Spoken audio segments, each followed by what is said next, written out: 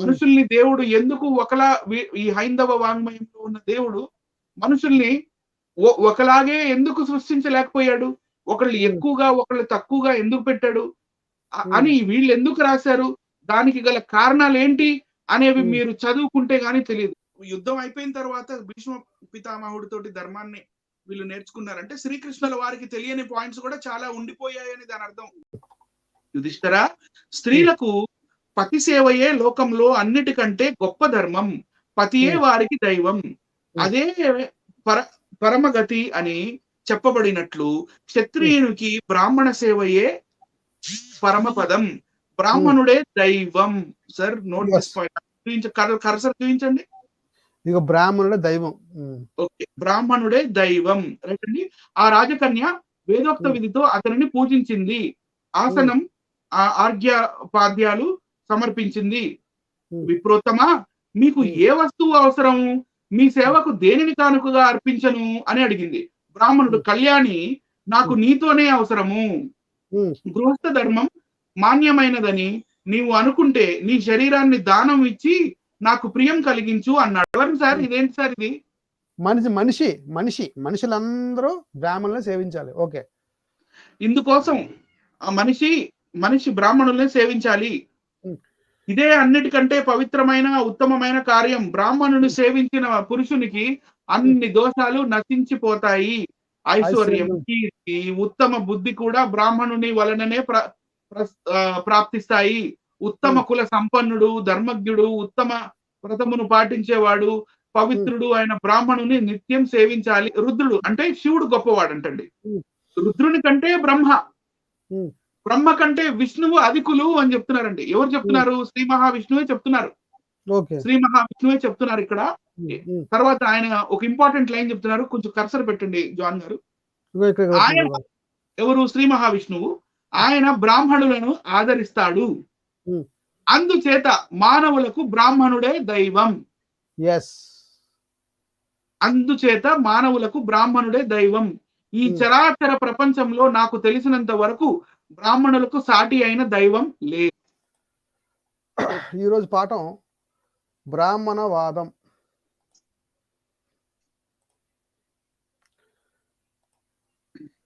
కనబడుతుందా బ్రదర్? లేదండి, నాకు రావట్లేదు. ఇప్పుడు వచ్చింది సార్. వచ్చిందా? రైట్. బ్రాహ్మణవాదం సంఖ్యలు తొలగేది ఎప్పుడు? తొలగేది ఎప్పుడు అని చక్కటి డిజైన్ చేశారు అనిల్ గారు. చాలా వండర్ఫుల్ డిజైన్ చేశారు.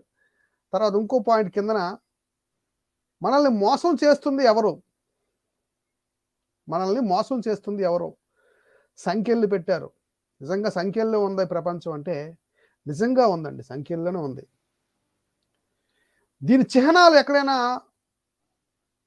బైబిల్ ఏమైనా చెప్పింది? దీనికి సంబంధించిన చిహ్నాలు, బ్రాహ్మణవాదానికి సంబంధించిన చిహ్నాలు ఎక్కడైనా బైబిల్ చెప్పిందా అనేది ముందు మనం బైబిల్లోకి తొంగి చూద్దాం.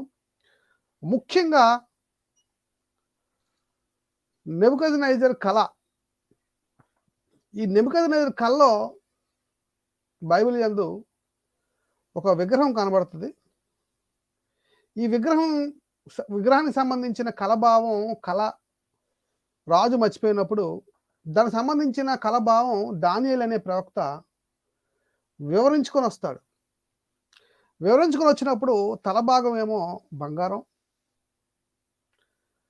బ్రెస్ట్ అండ్ ఆర్మ్స్, ఛాతీ, అలాగే ఈ ఆర్మ్స్ కూడా అది సిల్వర్గా కనబడుతుంది. అది ఒక రాజ్యానికి సంబంధించిన భాగము. అలాగే బెల్లీ అండ్ థైస్, ఇదొక రాజ్యానికి సంబంధించిన భాగము. అలాగే కాళ్ళు, ఇదొక రాజ్యానికి సంబంధించిన భాగము. బంగారము, వెండి, ఇత్తడి, అలాగే ఇనుము. ఇకపోతే చివరికి వచ్చేసరికి పాదాల భాగంలో సగము మట్టి, సగమేమో ఇనుము. ఇలాంటి కళ ఒకటి వస్తుంది. దాని భావం కూడా దానియేలు చెప్తారు. క్రైస్తవులందరికీ తెలిసిన విషయం. మరి దీనికోసం అనిల్ గారు ఏమంటారో చూద్దామండి. అనిల్ గారు, మీరు దీనికోసం ఏమంటారు సార్? సరే, ఇది నెబుకద్నెజర్ కళ ఓకే. ఈ కళ గురించి మనకి దానియేలు గ్రంథం 2వ అధ్యాయంలో కనపడుతుంది. ఈ హ్మ్. దానియేలు గ్రంథం మనకి బైబిల్ గ్రంథంలో ఉన్న దానియేలు గ్రంథం 2వ అధ్యాయంలో నెబుకద్నెజరు అనే ఆ రాజు, బబులోను రాజు, నెబుకద్నెజర్ 2 ఇతను. Not Nebuchadnezzar 1. ఇతను నెబుకద్నెజర్ 2 అని రెండవ నెబుకద్నెజర్ రాజు. ఈ నెబుకద్నెజర్ రాజు మరి తను ఒకరోజు ఆలోచిస్తూ, నేను చనిపోయిన తర్వాత, లేకపోతే నేను చనిపోయిన తర్వాత ఈ రాజ్యానికి ఏం జరుగుతుందో అనే చింతతో ఆయన పడుకున్నప్పుడు ఆయనకు ఒక కల వస్తుంది. తెల్లారి లేచి చూడగానే ఆయనకి ఆ కల గుర్తుండదు. ఏదో కల వచ్చింది. మొత్తానికి భయంకరమైన కల. ఆ కల ఏంటి తెలుసుకోవాలి అని ఆయన చాలా కుతూహలంగా ఉంటాడు. సో కుతూహలంగా ఉండి ఆ కాలంలోనే అక్కడ ఉన్న కొంతమంది ఎవరు మంత్రగాళ్ళు, గ్రహాలు చూసి మరి జాతకాలు చెప్పే సోదెగాండ్రు, మరి కొంతమంది శాస్త్రవేత్తలు అక్కడ ఉంటే వాళ్ళందరిని పిలుస్తారు. సో మంత్రగాళ్ళు అంటే మంత్రాలు చదివేవాళ్ళు, మాంత్రికులు కాదు. సో కాబట్టి ఈ బబులోను రాజ్యం అనేది ఆ కాలంలో బబులోను అని పిలిచారు. తర్వాత కాలంలో పర్షియా అయింది. ఆ తర్వాత కాలంలో అది ఇరాన్, ఇరాక్‌గా అయింది.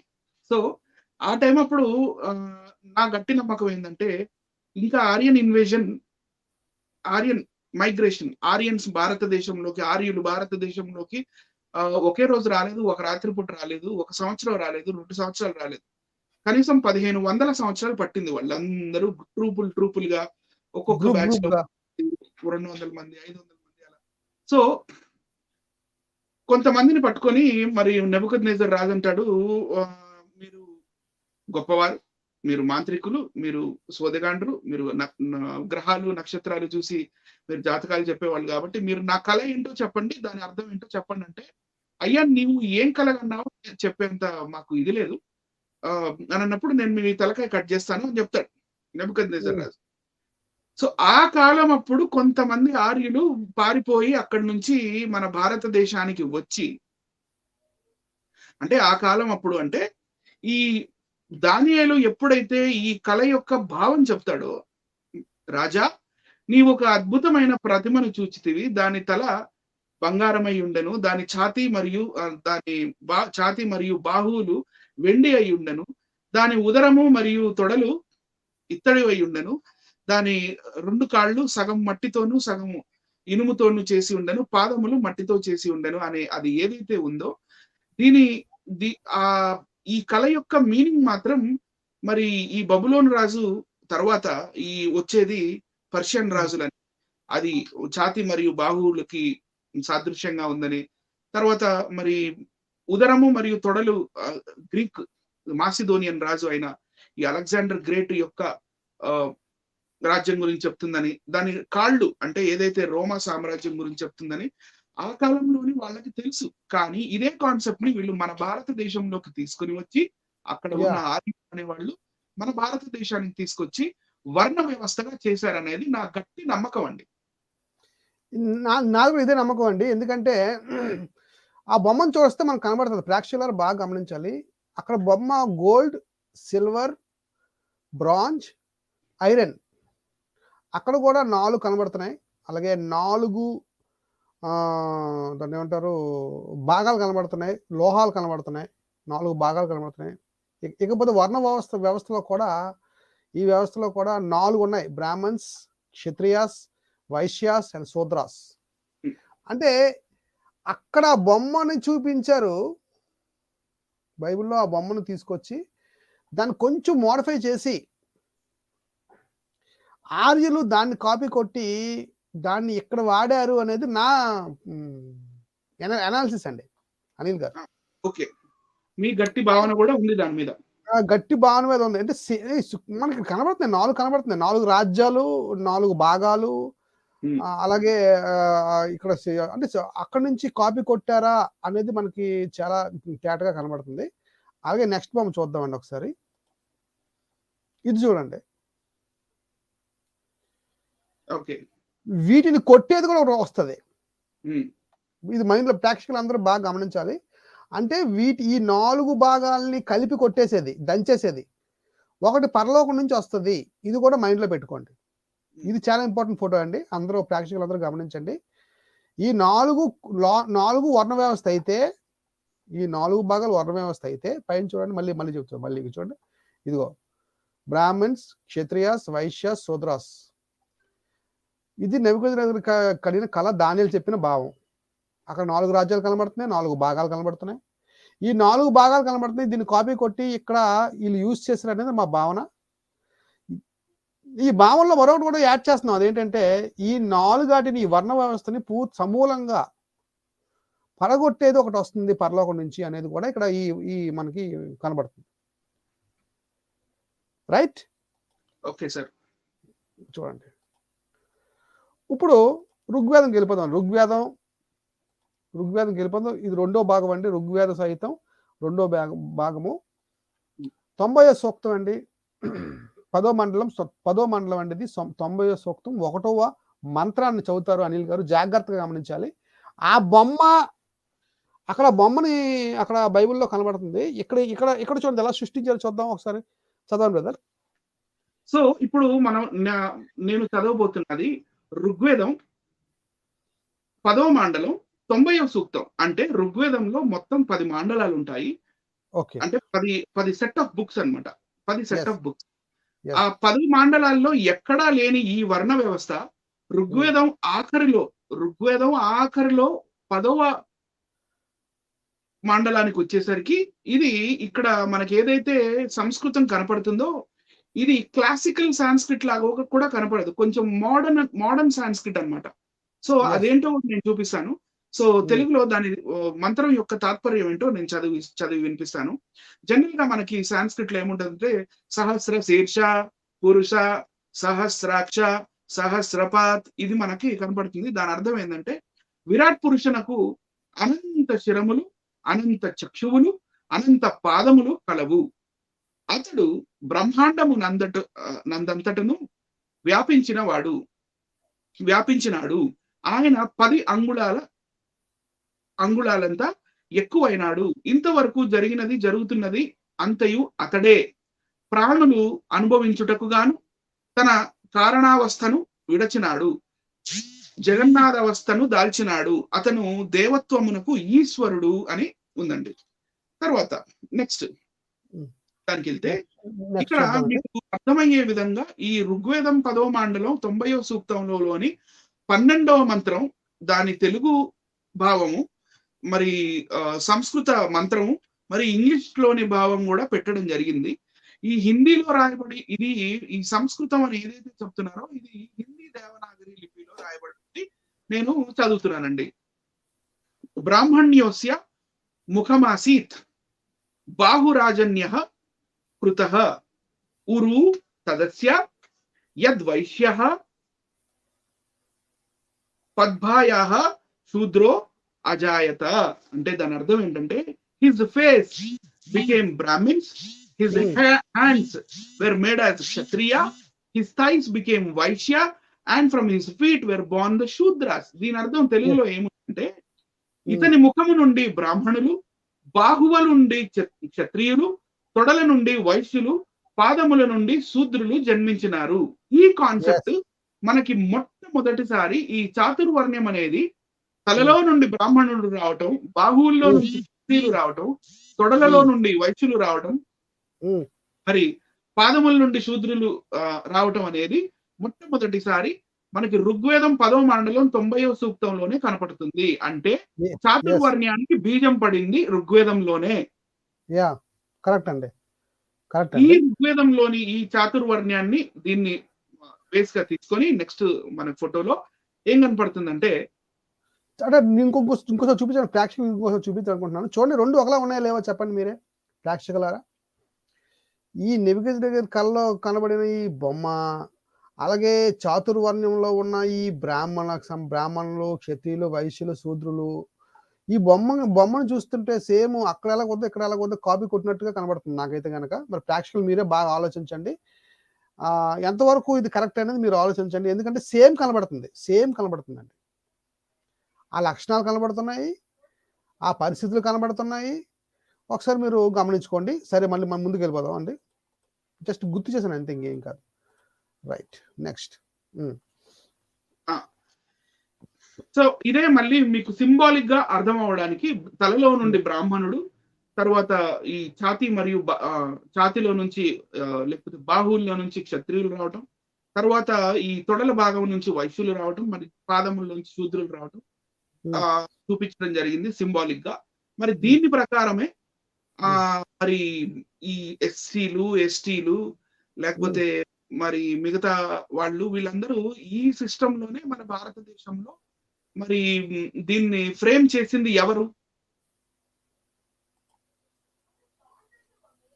సో ఈ సిస్టమ్ లోకి తీసుకొని రావాలన్నప్పుడు మొట్టమొదట కొంతమంది ఈ ఆర్య బ్రాహ్మణ వీళ్ళు ఒక గుణాలు త్రిగుణాలు అంటే 3 గుణాలు అని గుణాలని వీళ్ళు నేర్పించారు మొట్టమొదటి. ఆ గుణాలు ఏంటంటే 3 రకాలు: సాత్విక గుణం, రజస గుణం, తామసిక గుణం. అంటే సాత్విక గుణం అంటే అది చాలా అంటే ఎలాగంటే సాత్వికంగా ఉండడం, ఓపిక కలిగి, ఓర్పు కలిగి, చాలా విజ్డమ్ తో అంటే జ్ఞానంతో కలిగి ఉండడం, జ్ఞానం కలిగి ఉండడం, అది సాత్విక గుణం. రాజసిక గుణం అంటే లేకపోతే రజోగుణం అంటే రాజసం ఉంటుంది, అందులో ఒక రాయల్టీ, ఒక డిగ్నిటీ ఉంటుంది, అది రజోగుణం. తర్వాత తామస గుణం ఉంటుంది. తామస గుణం అంటే ఇంకా అది చాలా పచ్చిగా చెప్పాలంటే చిచోరాలు లేకపోతే ఎలాంటి ఒక డిగ్నిటీ లేని కొంతమంది ఆటవికంగా ఉండేవాళ్ళు, అలాంటి గుణం కల్లా వాళ్ళు తామసికులు అని చెప్పడం జరిగింది. ఈ 3 గుణాలని బట్టే మీకు నెక్స్ట్ స్లైడ్ లో 4 వర్ణాలు కనపడతాయి. ఈ 4 వర్ణాలని మరి డిజైన్ చేయడం జరిగింది. ఇదంతా మనకి హైందవ వాంగ్మయంలో దొరుకుతుంది. ఇదంతా మనకి హైందవ వాంగ్మయంలో దొరుకుతుంది. సరే, హైందవ వాంగ్మయం అంటే ఎక్కడికి వెళ్ళాలి మనం? ఎక్కడికి వెళ్ళాలి? నెక్స్ట్ దాంట్లో కనపడుతుంది. భగవద్గీతలోకి వెళ్తాం. భగవద్గీతలో మరి భగవద్గీత అనేది మహాభారతం భీష్మ పర్వం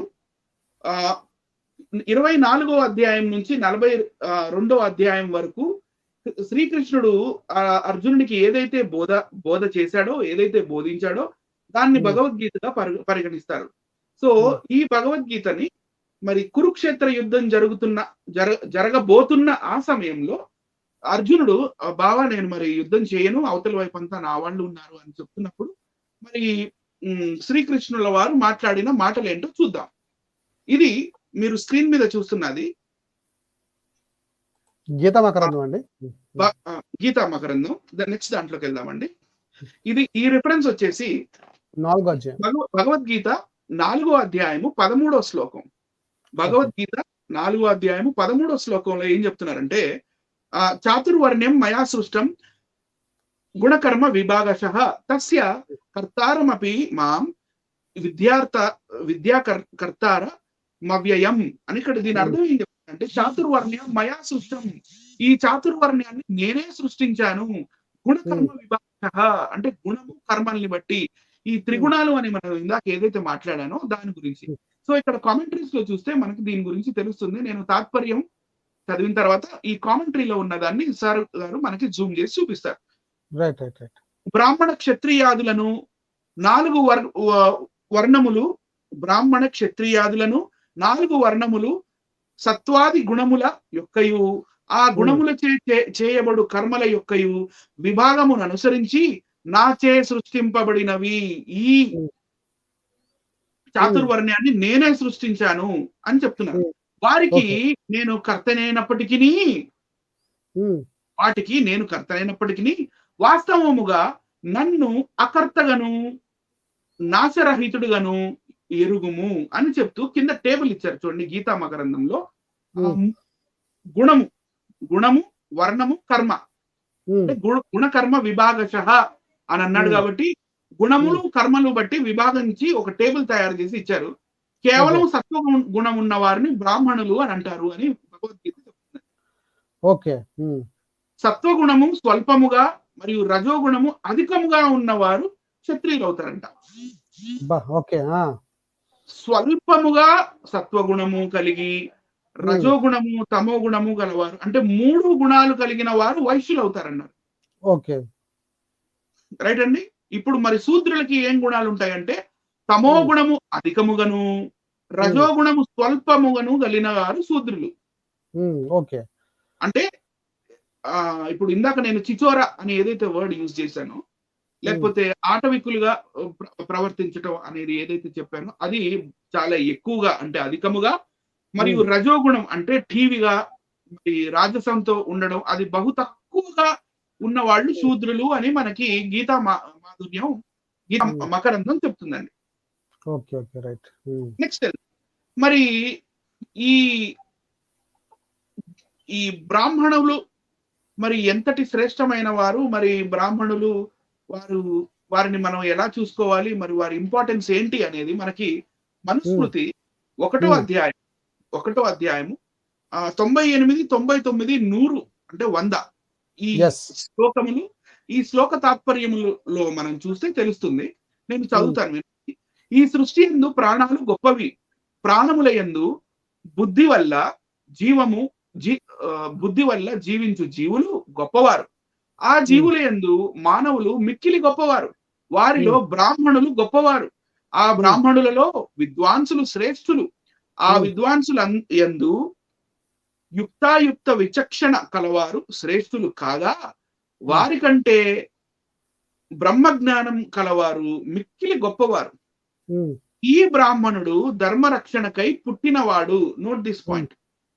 ధర్మరక్షణకే వచ్చి అసలు నాకు డౌట్ అండి అనిల్ గారు, ధర్మరక్షణ ఏంటండి?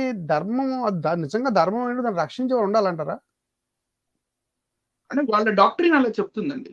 ఇప్పుడు ఈ బ్రాహ్మణుడు రక్షణకై పుట్టినవాడు అని ఉన్నప్పుడు, మరి వీళ్ళు చాతుర్వర్ణాన్ని బాగా పాటిస్తున్నప్పుడు ధర్మరక్షణ చేస్తామని చాలా మంది వస్తున్నారు కదా మన దగ్గరికి.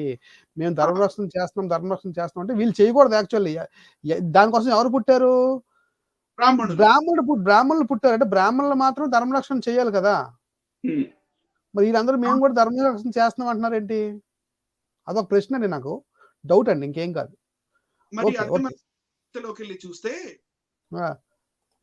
ధర్మ సంస్థాపనార్థాయ సంభవామి యుగే యుగే అంటే ధర్మాన్ని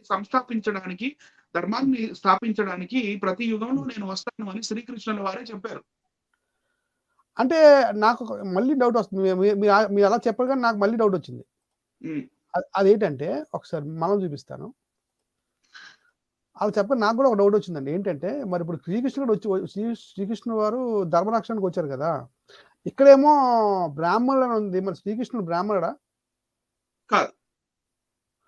మరి బ్రాహ్మణుడు కానప్పుడు ఆయన ఎలా ధర్మరక్షణ చేస్తాడు? పుట్టింది ధర్మరక్షణ కోసం పుట్టింది ఎవరు? బ్రాహ్మణుడు కదా అని మనుస్మృతి చెప్తుంది. అంటే కాంట్రడిక్షన్ కొంచెం ఉంది, చాలా ఉంది. ఓకే. ఇప్పుడు డౌట్ క్లియర్ అయింది. మళ్ళీ మనం అక్కడికి వెళ్ళిపోదాం. నైస్.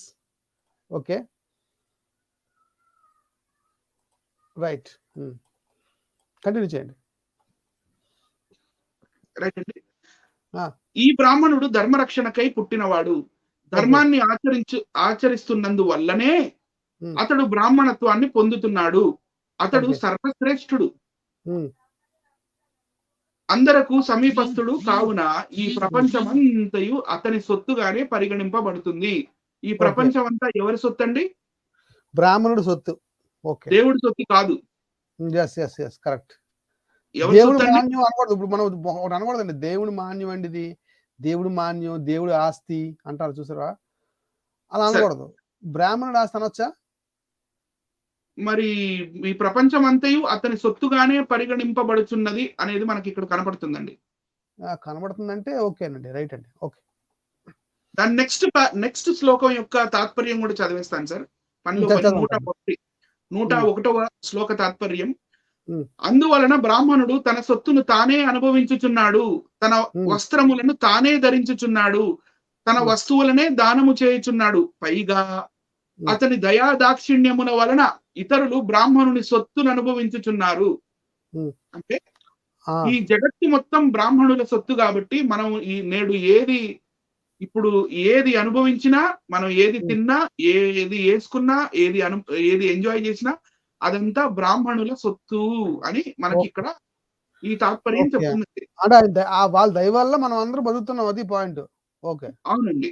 యాక్చువల్ దేవుడిదే అంటారు కదా! దేవుడిదే అక్కర్లేదన్నమాట ఈ లెక్కన చూస్తే. ఓకే. ఓకే. రైట్ అండి. అయితే హ్మ్. ఇదే మనుస్మృతిలో మన హ్మ్. 321వ పేజీలో మనకి యెల్లో కలర్‌ది మనుస్మృతి హ్మ్. ఉంటుంది గదా! అందులో హ్మ్. ఏం హ్మ్. కనపడుతుందంటే, ఎందుకంటే హ్మ్. ఇక్కడ శ్లోకాలు, నంబర్‌లు అయ్యేమి ఉండవు ఈ మనుస్మృతిలో. రైట్ అండి. అవునవునవును. అవునండి. హ్మ్. ఆ యెల్లో కలర్ మనుస్మృతిలో ఓకే. శూద్రుని సృష్టించడంలో బ్రహ్మ ఉద్దేశ్యం హ్మ్. చాలా జాగ్రత్తగా వినాలండి. ఓకే. శూద్రుని సృష్టించడంలో బ్రహ్మ ఉద్దేశ్యం బ్రాహ్మణునికి సేవ చేయటమే. హ్మ్. భత్యం పుచ్చుకొని గాని, అంటే హ్మ్. జీతం తీసుకొని గాని, భక్తి చేత గాని శూద్రుడు బ్రాహ్మణ సేవ చేసి తీరాలి. హ్మ్. రైట్ అండి? కంపల్సరీ. కంపల్సరీ. దాంట్లో డౌటే లేదు. దేర్ ఇస్ నో ఆహ్, ఆహ్, డౌట్. ఆప్షన్. ఆప్షన్ హ్మ్. అనేది లేదు. హ్మ్. ఓకే. నెక్స్ట్ అండి. శ్రీదేవి భాగవతానికెళ్దాం. ఓకే. ఇది శ్రీదేవి భాగవతం నవమ స్కందం అండి. నవమ హ్మ్. స్కందం హ్మ్. 45వ అధ్యాయము. Right sir? హ్మ్. ఒక్క సెకండ్ అండి. రైట్. 45వ అధ్యాయము. హ్మ్. దీని పేరు దక్షిణాదేవి వృత్తాంతం దగ్గర ఉంటుందిది. దక్షిణ హ్మ్. లేని దాన ధర్మాలేలా అనేది ఒక చాప్టర్ అండి. ఓకే. ఇక్కడ మరి ఇప్పుడు నారదుడికితో వీళ్ళు మాట్లాడుతున్నారు చూడండి. నారద, హ్మ్. దాన ధర్మాలు గాని, యజ్ఞ యాగాదులు గాని ఎవరు ఏ సత్కర్మ ఆచరించినా హ్మ్. వెంటనే దక్షిణ ఇవ్వాలి. ఓకే. తక్షణం ఫలం లభిస్తుంది హ్మ్. అని వేదం చెబుతుంది. ఓకే. అజ్ఞానం వల్ల గాని, ఆటంకం వల్ల గాని బ్రాహ్మణులకు దక్షిణ ఇవ్వడంలో ఆలస్యమైతే చాలా హ్మ్. జాగ్రత్తగా వినాలి. ఆలస్యమైతే అది హ్మ్. పెరుగుతూ ఉంటుంది. యాహ్! ముహూర్తం హ్మ్. సేపు ఆలస్యమైతే 2 రెట్లు, హ్మ్. ఒక రాత్రి గడిస్తే 3,00,00,000 రెట్లు, హ్మ్. 3 రాత్రులు గడిస్తే 1,00,00,000 రెట్లు, హ్మ్. 7 రోజులు గడిస్తే దానికి 2 రెట్లు, నెల హ్మ్. గడిస్తే 1,00,000 రెట్లు. హ్మ్. రైట్ అండి. ఓకే. సంవత్సరం ఆలస్యమైతే 3,00,00,000 రెట్లు హ్మ్. అధికంగా దక్షిణ చెల్లించవలసి వస్తుంది. ఓకే. ఇలా ఇవ్వకపోతే ఆ సత్కర్మ అంతా నిష్ఫలమవుతుంది. హ్మ్. బ్రాహ్మణుల సొమ్మును అపహరించిన పాపం చుట్టుకుంటుంది. ఓకే. మరింక జీవితంలో ఏ సత్కర్మకు అతడు అర్హుడు కాడు. హ్మ్. దరిద్రుడు, వ్యాధిగ్రస్తుడు అవుతాడు. హ్మ్. లక్ష్మీదేవి దారుణంగా శపించి అతడి హ్మ్. ఇంటి నుంచి వెళ్ళిపోతుంది. హ్మ్. పితృదేవతలు శ్రాద్ధ తర్పణాలను ముట్టరు. హ్మ్. దేవతలు అతడి పూజలు స్వీకరించరు. హ్మ్. అగ్నిదేవుడు అతడు వేల్చిన ఆహుతులను అంటుకోడు. అంటే యజ్ఞాలు చేసినా గూడా అవి వేస్ట్. దక్షిణ ఇవ్వలేదు గాబట్టి. ఫలితం ఉండదు. ఫలితం ఉండదు. హ్మ్. యెస్.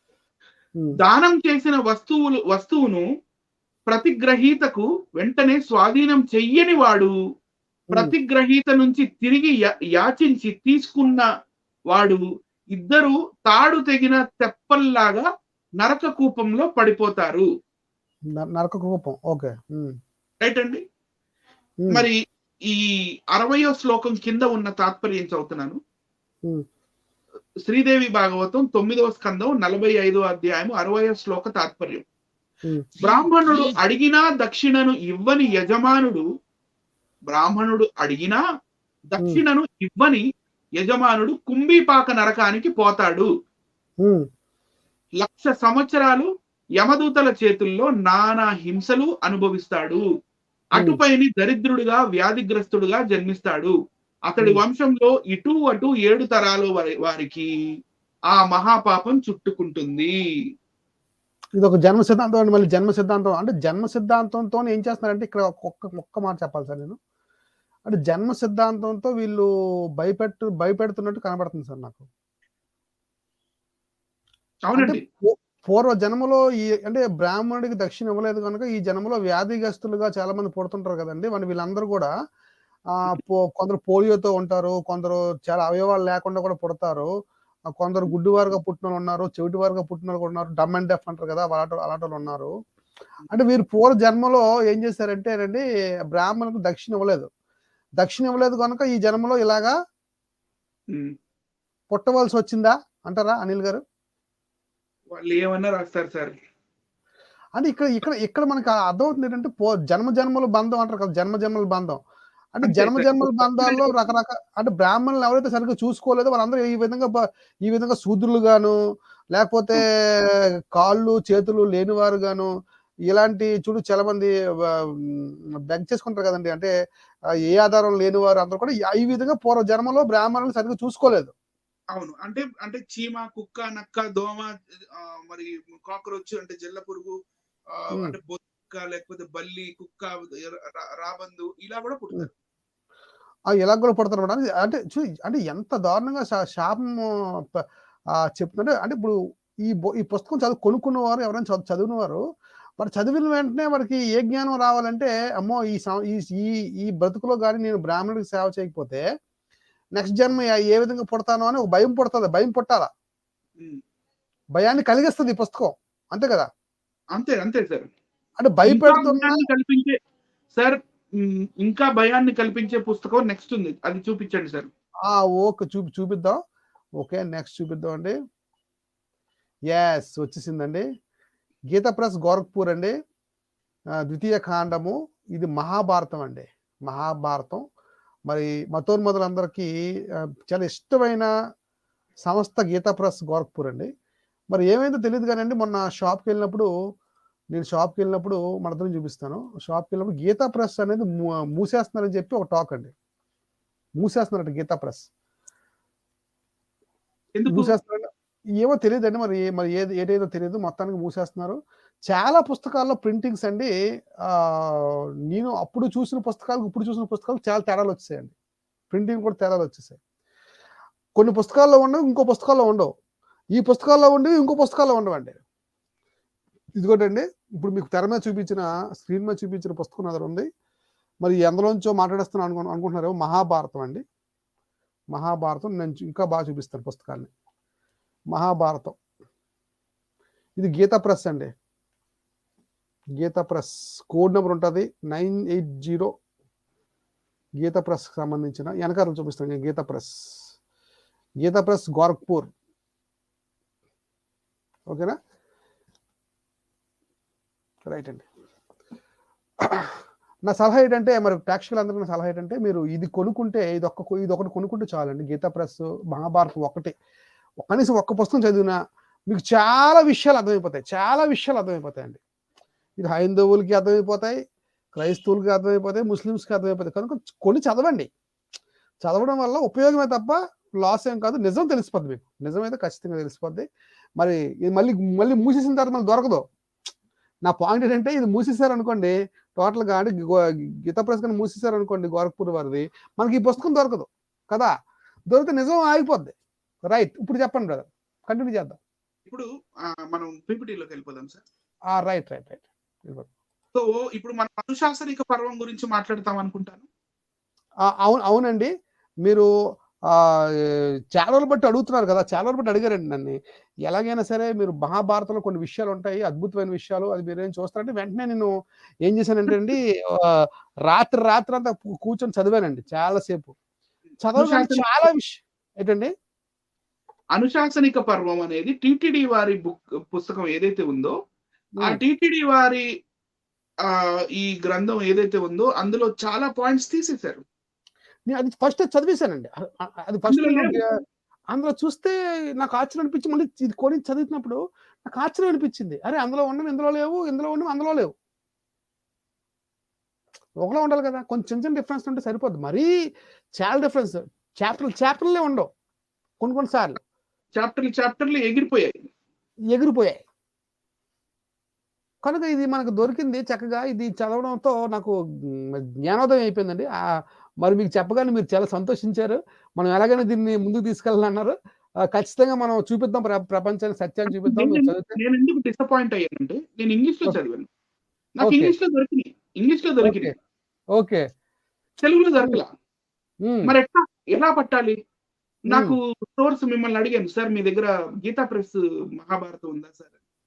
అప్పుడు ఉందండి సార్. అనుశాసనిక పర్వంలో ఉంటాయి సార్ కొన్ని పాయింట్స్ అని మనం మాట్లాడుకోవడం జరిగింది. సో మీరు రాత్రంతా కూర్చొని వెతికి తీయడం. చూపిద్దాం, ప్రపంచం చూపిద్దాం, నిజంగా ఏముందో నిజంగా ఈ బుక్‌లో ఏముందో ఇది మేము సొంతగా ఏమి రాయలేదు. మాది కాదు ఇది. మీకు తెర మీద స్క్రీన్ మీద చూపించి మీకు చూపిస్తాం క్లియర్‌గా అందులో ఏముందో. ఆ! బ్రదర్ ఎవరో పెట్టారు. గీతా ప్రెస్ చాలా చీప్‌గా దొరుకుతది కూడా. కాస్ట్ కూడా తక్కువండి ఇది. ఓకే. రైట్. చూపిద్దాం brother. Okay. So next pick లోకెళ్తే ఈ అనుశాసనిక పర్వంలోని సీన్ మనం ఏ సీన్ లోకి వెళ్తున్నామంటే ఎన్ని రోజులు సార్? 56 రోజులు కాదు, సుమారు 56 రోజులు అనుకుంటాను. యెస్. సుమారు ఈ 56 రోజులు అంటే భీష్ముడు ఈ కురుక్షేత్ర యుద్ధం అయిపోయిన తర్వాత కూడా ఇది సుమారు 56 రోజులు ఈ భీష్మ పితామహుడు మరి అంపశయ్య మీద, అంటే ఈ బాణాలతో ఉన్న ఈ మంచం మీద అంపశయ్య మీద పడుకొని 56 రోజుల పాటు మరి వీళ్ళకి ధర్మం అంటే ఏంటి అనేది వీళ్ళకి బోధిస్తూ ఉంటారు. అది కూడా శ్రీకృష్ణుడు రిక్వెస్ట్ చేస్తే మరి ఆ రిక్వెస్ట్ బట్టి భీష్మ పితామహుడు మరి మన యుధిష్ఠిరుడు అంటే ధర్మరాజుకి ధర్మాన్ని నేర్పిస్తున్న చాప్టర్స్ అన్నమాట ఇవి. సో ఇక్కడ ఇంకొక కాంట్రడిక్షన్ నాకు ఏమనిపిస్తుందంటే యుద్ధం స్టార్ట్ అవ్వక ముందు ధర్మాన్ని శ్రీకృష్ణుల వారు మరి అర్జునుడికి ధర్మాన్ని బోధించారు. మరి యుద్ధం అయిపోయిన తర్వాత శ్రీకృష్ణుల వారి ఆధ్వర్యంలో మళ్ళీ భీష్మ పితామహుడు ఇంకా కొన్ని విషయాల్ని బోధించడం అనేది అక్కడ కూడా ఒక కాంట్రవర్సీ ఉంది.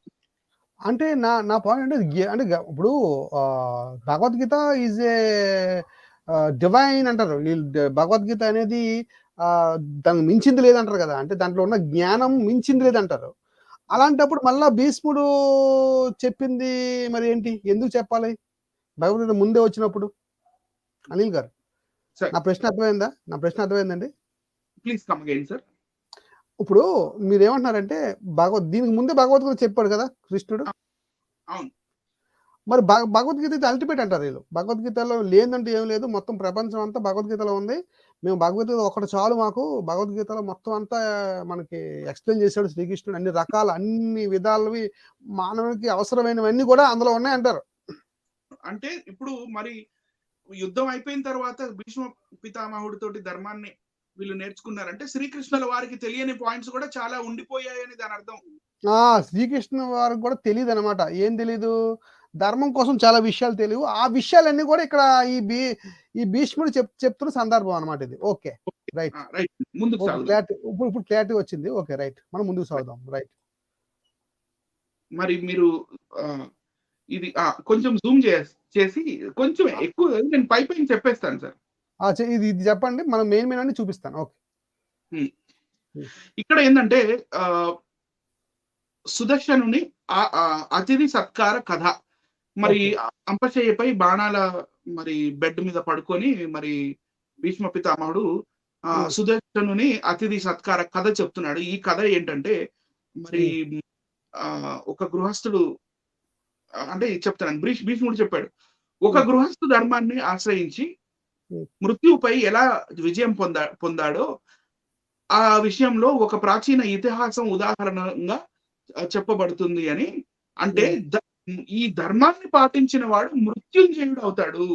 ఈ ధర్మాన్ని కరెక్ట్ గా పాటించిన వాడు మరి ఈ ఎలాంటి రోగాలు లేకపోతే ఆర్తులు, రోగాలు, దుర్బలాలు కానీ ఏవి లేకుండా మరి హాయిగా ఎలా బతుకుతారో అని ఒక కథ చెప్తూ ముందుకు సాగారండి. సో మనం నెక్స్ట్ స్లైడ్ లోకి వెళ్ళిపోదాం. సో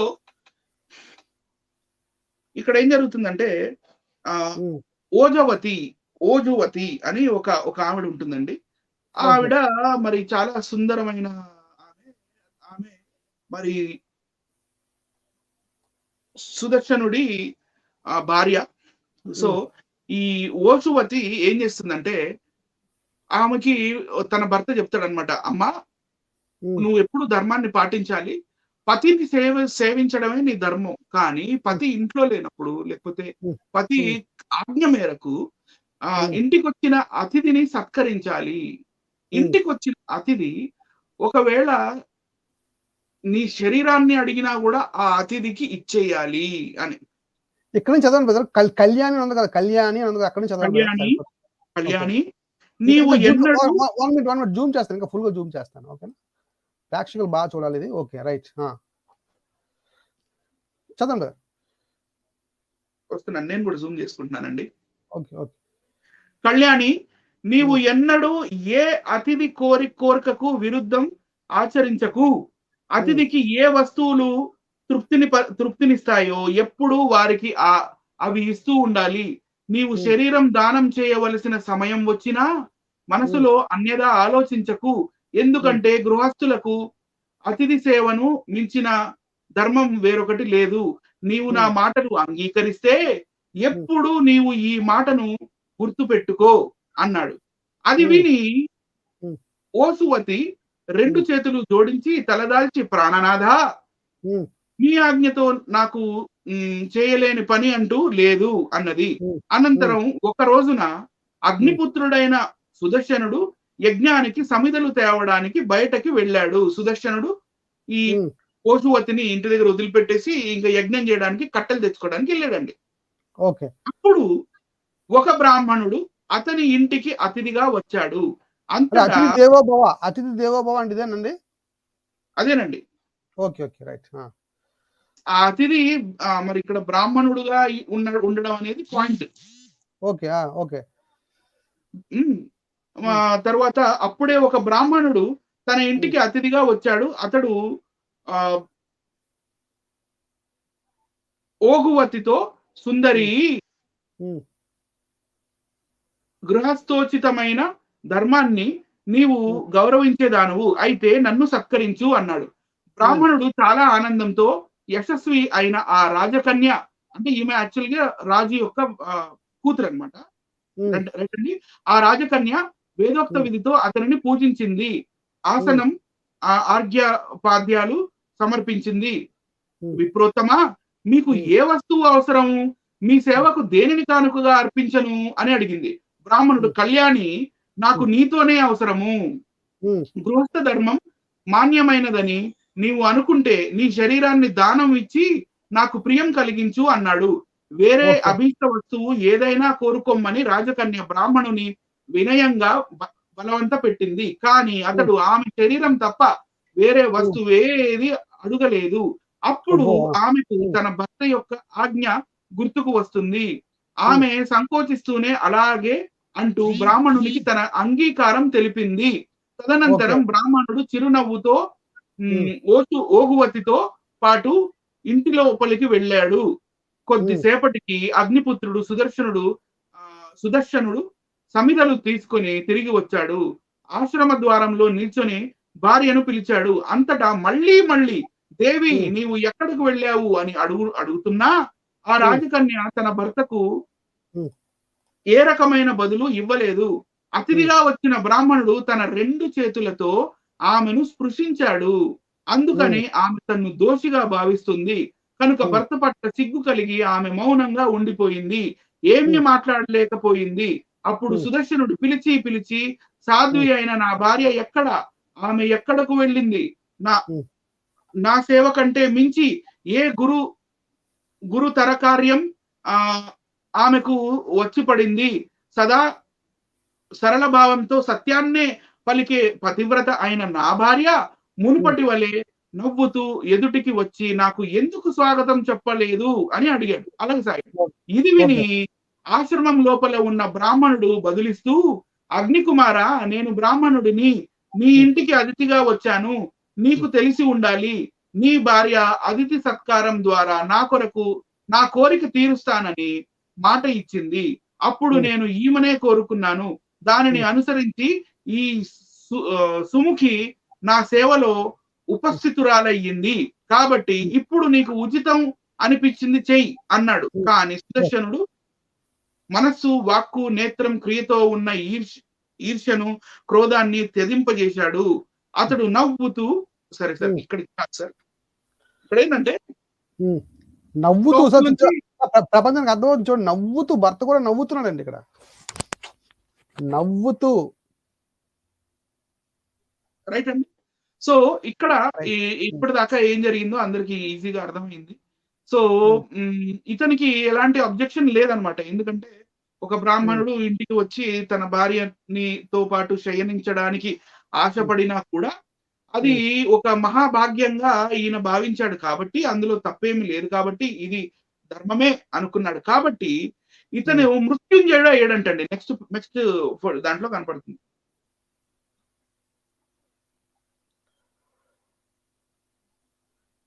పైన చూపించండి సార్. లేదు, ఎస్, దీన్ని జూమ్ చేయాలి sir. Left side right side దేని కదా సార్? రైట్ సైడ్ దేనా? Left side sir. Left side okay right. 504 ఇంకొంచెం చేయండి. ఇంకొంచెం చేయనా? Okay right. ఎందుకంటే ఇంటికి వచ్చిన అతిథిని పూజించడం గృహస్థుడికి అన్నిటికంటే గొప్ప ధర్మం. ఏ గృహస్థు యొక్క ఇంటికి వచ్చిన అతిథి పూజించబడి వెళ్తాడో అతని దానికి మించిన ధర్మం వేరేది చెప్పలేదు. నా ప్రాణం, నా భార్య, నా వద్ద ఉన్న ధన సంపద అన్ని అతిథికే దారపోస్తాను అనే వ్రతం నేను చేపట్టాను. పృథ్వీ, వాయువు, ఆకాశం, జలం, తేజస్సు, బుద్ధి, ఆత్మ, మనస్సు, కాలం, దిక్కులు, ఈ 10 మంది దేవతలు ప్రాణుల యొక్క శరీరాలతో ఉండి సదా వారి పాపపుణ్యాలను కనిపెట్టి ఉంటారు అన్నాడు. సుదర్శనుడు ఇలా అనేంతలోనే నలువైపులా నీవు చెప్పినది నిజం, ఇందులో లేశం మాత్రం కూడా అబద్ధం లేదు అనే ధ్వని వినిపించింది. ఆ తర్వాత ఇలా భార్యని బ్రాహ్మణుడి దగ్గరికి తీసుకెళ్ళినందుకు, అంటే పంపించినందుకు ఇతను మృత్యుంజయుడు అయ్యాడు అని ఈ నెక్స్ట్ దాంట్లో చూపించండి సార్. పక్క దాంట్లో, అంటే పక్కన దాంట్లోనే భీష్ముడు చెప్తున్నాడు, యుధిష్ఠిరా, తదనంతరం దేవరాజు ఇంద్రుడు కూడా ఉత్తమమైన రథం ఎక్కి సుదర్శనుని కలుసుకోవడానికి వచ్చాడు. ఈ రీతిగా అతడు అతిథి సత్కారంతో మృత్యువును, ఆత్మను, లోకాన్ని, పంచభూతాలను, బుద్ధిని, కాలాన్ని, మనస్సును, ఆకాశాన్ని, కోపాన్ని, క్రోధాన్ని కూడా జయించాడు. దీనిని బట్టి నువ్వు గృహస్థునికి అతిథిని మించి వేరే దేవత లేదని మనసులో నిశ్చయించుకొని తెలుసుకో. అతిథి పూజితుడై మనసులోనే గృహస్థునికి శ్రేయస్సు కలగాలని తలపోస్తే, అంటే సార్ మనం చూపించండి సార్.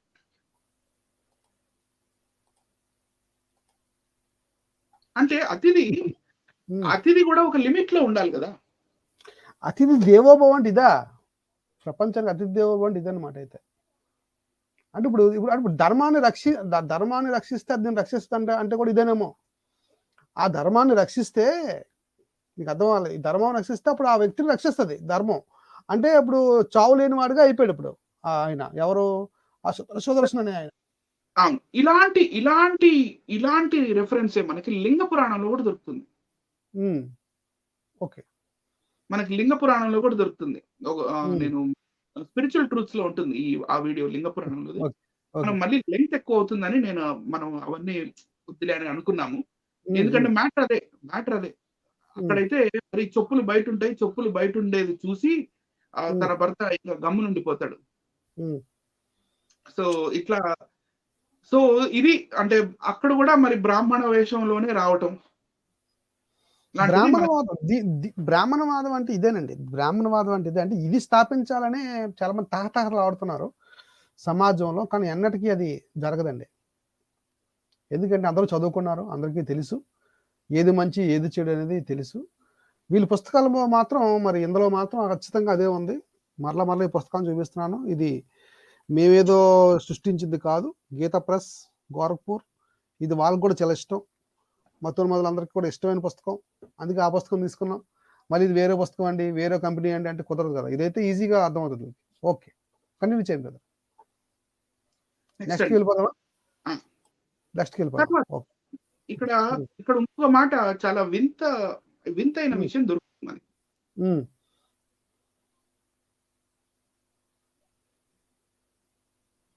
వెళ్ళారు సార్, పీపీటీలోకి వెళ్తున్నారా?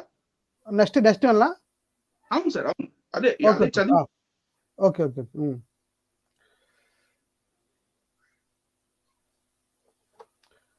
ఓహో, నేను పీపీటీలో రాలేదు కదా అన్నట్టు. ఒక్క నిమిషం. ఓకే,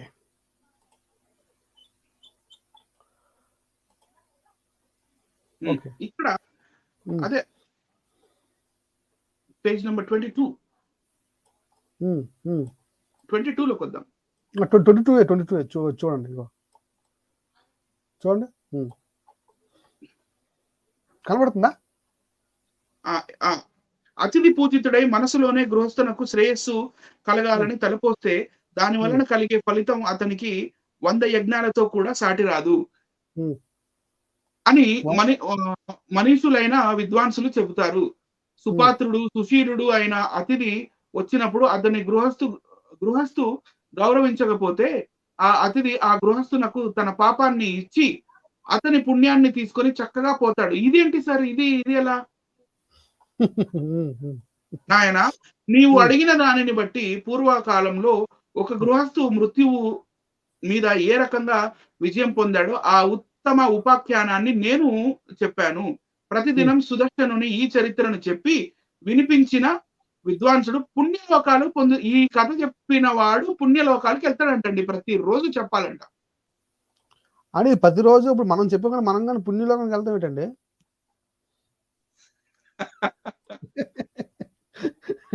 నాకు డౌట్ వస్తుంది. మరి ఇప్పుడు ఇది ఎవరైతే పదే పదే ఇదే చెప్పమంటే అర్థం ఏంటండి? నాకు ఇక్కడ ఈ పాయింట్ మనం క్యాచ్ చేయాలండి. పదే ఎందుకు చెప్పమన్నాడు ఇది? ఎందుకంటే అందరూ చేయాలి, ఇది అందరూ చేయాలని, అందరూ చేయాలి, అందరూ చేయాలని. అంటే ఇది ఎవరు పాపం హైందవ సమాజానికి ఇలాంటివి తెలియజేయట్లేదండి. ఇది తెలియజేయాలా, హైందవ సమాజం తెలియజేయాలి. అమాయకమైన హైందవ ప్రపంచాన్ని మోసం చేస్తున్నారు అనొచ్చు ఒక మాటలోనే. అమాయకమైన హైందవ సమాజాన్ని ఒక మాటలో చెప్పాలంటే మోసం చేస్తున్నారని చెప్పొచ్చు ఈజీగా ఈ పుస్తకం ద్వారా. మహాభారతం ముందుకెళ్ళిపోదాం. రైట్ ఓకే ముందుకెళ్ళిపోదాం. ఇంకా చాలా ఉన్నాయి. రైట్ మేబీ పార్ట్ 2 చేయాల్సి వస్తుందేమో. నాకు తెలిసి అంతా ఒకసారి చెప్తేనే బాగుంటుంది అన్న ఉద్దేశం. ఓకే, కంటిన్యూ చేద్దాం 2 కూడా చేద్దాం, నో ప్రాబ్లం. ఓకే, దాని కంటిన్యూషన్ లో ఏమన్నాడంటే ఇంద్రుడు మరి నన్ను ధన్యుడని అనుకుంటున్నావు. ఇంద్రుడు కాదు, ఈయనే మన భీష్మ పితామహుడే. చూపిస్తున్నారా? చూపిస్తున్నాను, ఆల్రెడీ కమింగ్ కనబడుతుంది చూడండి. ఒక్క నిమిషం వచ్చిందో చూస్తున్నాను, ఒక్క నిమిషం. Yes, okay. చిన్నగా చేయండి. నన్ను ధన్యుడనని అనుకుంటాను. ఈ లోకంలో నిన్ను మించిన ఇష్టుడు నాకు వేరెవరు లేరు. రైట్ అండి. ఎవరు? సుదర్శనుడు అనమాట. ఓకే, ఇంద్రుడు చెప్తున్నాడు. కానీ బ్రాహ్మణుడు నీకంటే కూడా నాకు అధిక ఇష్టుడు. ఏమిటి? భీష్ముడు చెప్తున్నాడండి. భీష్ముడు చెప్తున్నాడు ఎవరికంటే ధర్మరాజు చెప్తున్నాడు. ఓకే, ధర్మరాజుకి చెప్తున్నాడు. ఓకే, నువ్వు నాకు, ఆయన కూడా నీకంటే ఎక్కువ నాకు బ్రాహ్మణులు ఇష్టం అని ధర్మరాజుకి మరి భీష్మ పితామహుడు చెప్తున్నారు. ఇప్పుడు మళ్ళీ ఇదే పుస్తకంలోని 509వ పేజీలోకి ఇటు రెండో వైపు వెళ్దాము. ఇది నేను చదువుతున్నాను. మరి కొంచెం జూమ్ చేసి చూపించండి సార్ ప్రేక్షకులకి. మొబైల్ ఫోన్ లో మరి అన్ని క్లియర్ గా కనపడవని నేను అనుకోవటం. ఓకే సార్, చూడండి. రైట్ అండి. తండ్రి తాత సుహృదులను కూడా బ్రాహ్మణుల కంటే అధిక ప్రియులని నేను ఎప్పుడు అనుకోను. తండ్రి తాత సుహృదులను కూడా బ్రాహ్మణుల కంటే అధిక ప్రియులని నేను ఎప్పుడు అనుకోను. నా వలన బ్రాహ్మణులకు ఎప్పుడు కించిత్తు కూడా అపకారం జరగలేదు. నేను మనోవాక్కర్మతో బ్రాహ్మణులకు చేసిన కొద్దిపాటి ఉపకారం యొక్క ప్రభావం వలననే నేడు అంపశయ్య మీద పడి ఉన్నప్పటికీ కూడా నాకు బాధ లేదు. లోకులు నన్ను బ్రాహ్మణ భక్తుడు అంటారు. దానితో నాకెంతో సంతృప్తి కలుగుతుంది. బ్రాహ్మణ సేవయే అన్నిటినీ మించిన పవిత్ర కార్యము. బ్రాహ్మణ సేవలో గడిపే వారికి లభించే నిర్మలమైన పవిత్రమైన లోకాలను నేను ఇక్కడి నుండే చూస్తున్నాను. ఇప్పుడు నేను కూడా త్వరలోనే అనంతకాలం వరకు ఆ లోకానికే వెళ్ళవలసి ఉంది. యుధిష్ఠరా, స్త్రీలకు పతి సేవయే లోకంలో అన్నిటికంటే గొప్ప ధర్మం. పతియే వారికి దైవం. అదే పరమగతి అని చెప్పబడినట్లు క్షత్రియునికి బ్రాహ్మణ సేవయే పరమపదం. బ్రాహ్మణుడే దైవం. Sir note this point. Cursor చూపించండి. ఇక బ్రాహ్మణుడే దైవం. ఓకే, బ్రాహ్మణుడే దైవం, పరమగతి. క్షత్రియుడు 100 ఏళ్ల వాడైనా బ్రాహ్మణుడు 10 ఏళ్ల వాడైనా కూడా వారిద్దరిని పరస్పరం కొడుకు తండ్రి లాగే చూడాలి అని అంటే బ్రాహ్మణుడు 10 సంవత్సరాల వాడైనా 100 సంవత్సరాల క్షత్రుడైనా సార్ అనే పిలవాలి, లేకపోతే అయ్యగారు ఆర్య అనే పిలవాలి, తండ్రి అని పిలవాలి. ఓకే. చిన్నోడైనా సరే. ఓకే. భావించాలి. వారిలో బ్రాహ్మణుడు తండ్రి, క్షత్రియుడు కొడుకు. కాబట్టి బ్రాహ్మణులను కొడుకు వలె రక్షించాలి, గురువు వలె ఉపాసించాలి, అగ్ని వలె పరిచర్య చేయాలి.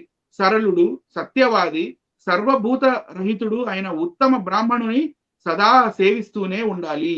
యుధిష్ఠిరా, బ్రాహ్మణులకు జీవనం గడపడానికి ఇంటిలో అవసరమైన సామాగ్రి ఉందా లేదా అనే విషయం మీద నీవు ఎప్పుడు దృష్టి పెట్టాలి. రెడీగా ఉండాలా. ఓకే. నెక్స్ట్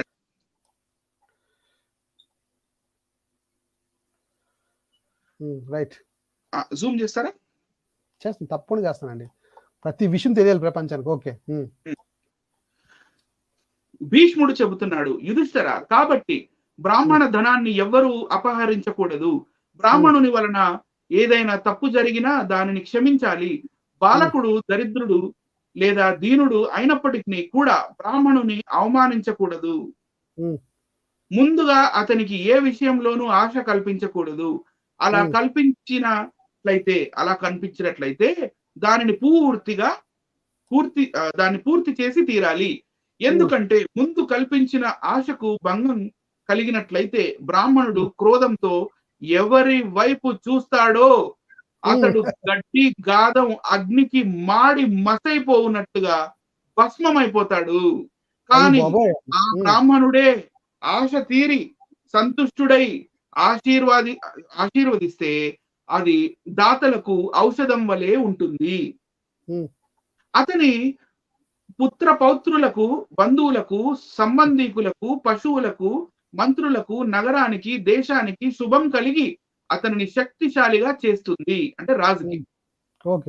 ఈ భూమి పైన సహస్ర కిరణుడైన సూర్య భగవానుని తేజస్సు వలె బ్రాహ్మణుని తేజస్సు కూడా చూడడానికి అలానే అనిపిస్తుంది. కనుక ఉత్తమ యోని యందు ఎక్కడైనా ఈ లాంగ్వేజ్ ఉండాల్సిందేనా? డాష్ ఉండాలి. Right, continue. సరే, ఓకే. ఇక్కడ కానీ ఈ భూమి పైన సహస్ర కిరణుడైన సూర్య భగవానుని తేజస్సు వలె బ్రాహ్మణుని తేజస్సు కూడా చూడడానికి అలానే అనిపిస్తుంది. కనుక ఉత్తమ యోని యందు జన్మించాలనుకునేవాడు బ్రాహ్మణునికి ఇస్తానని ప్రతిజ్ఞ చేసిన వస్తువును అవశ్యం ఇచ్చివేయాలి. ఈ లోకంలో బ్రాహ్మణునికి దానం చేయడం వలన దేవతలు, పితరులు తృప్తి పడతారు. కనుక విద్వాంసుడు బ్రాహ్మణులకు అవశ్యం దానం ఇవ్వాలి. బ్రాహ్మణుడు గొప్ప తీర్థంగా భావింపబడతాడు. అతడు ఏ సమయంలో ఇంటికి వచ్చినా సరే సత్కరించకుండా అతనిని పోనివ్వకూడదు. అంటే ఇక్కడ ఒకసారి మనం చూపిస్తానండి. ఏ టైంలో వచ్చినా, నైట్ వచ్చాడు అనుకోండి, నైట్ వచ్చినప్పుడు, రాత్రి ఇప్పుడు వచ్చాడు అనుకోండి, అప్పుడు సంగతి ఏంటండి?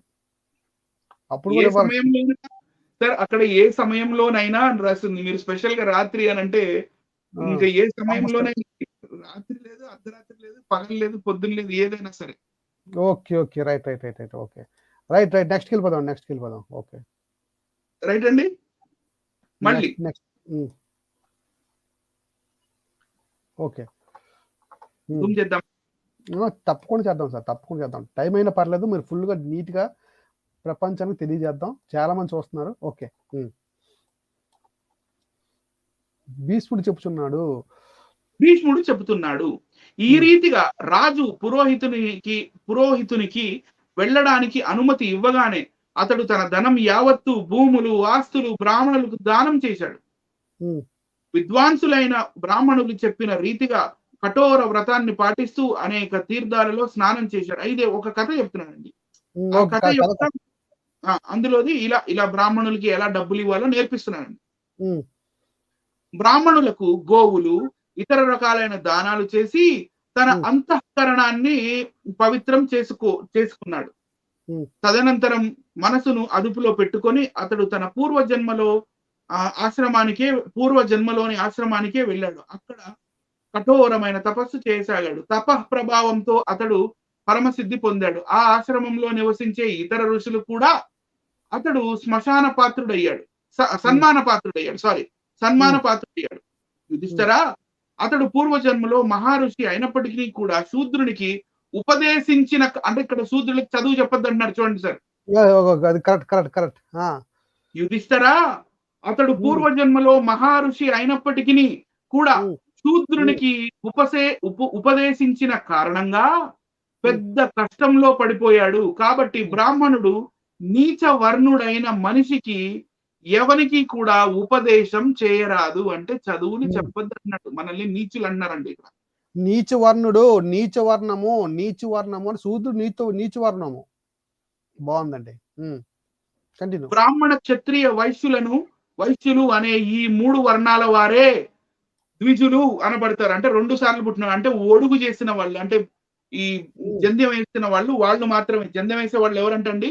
బ్రాహ్మణ, క్షత్రియ, వైశ్యులు అనే ఈ 3 వర్ణాల వారే ద్విజులు అనబడతారు. వారికి ఉపదేశం చేస్తే బ్రాహ్మణుడికి దోషం ఉండదు. కాబట్టి ధర్మాన్ని పాటించగోరే విద్వాంసుడు బాగా ఆలోచించుకొని ఉపదేశించాలి. వృత్తి ధర్మ దృష్టితో ఉపదేశించే మనిషి తన ధర్మానికే హాని చేసిన వాడు అవుతాడు. ఎవరైనా ప్రశ్నించినప్పుడు బాగా ఆలోచించుకొని సిద్ధాంతానికి కట్టుబడి అతనికి సమాధానం ఇవ్వాలి.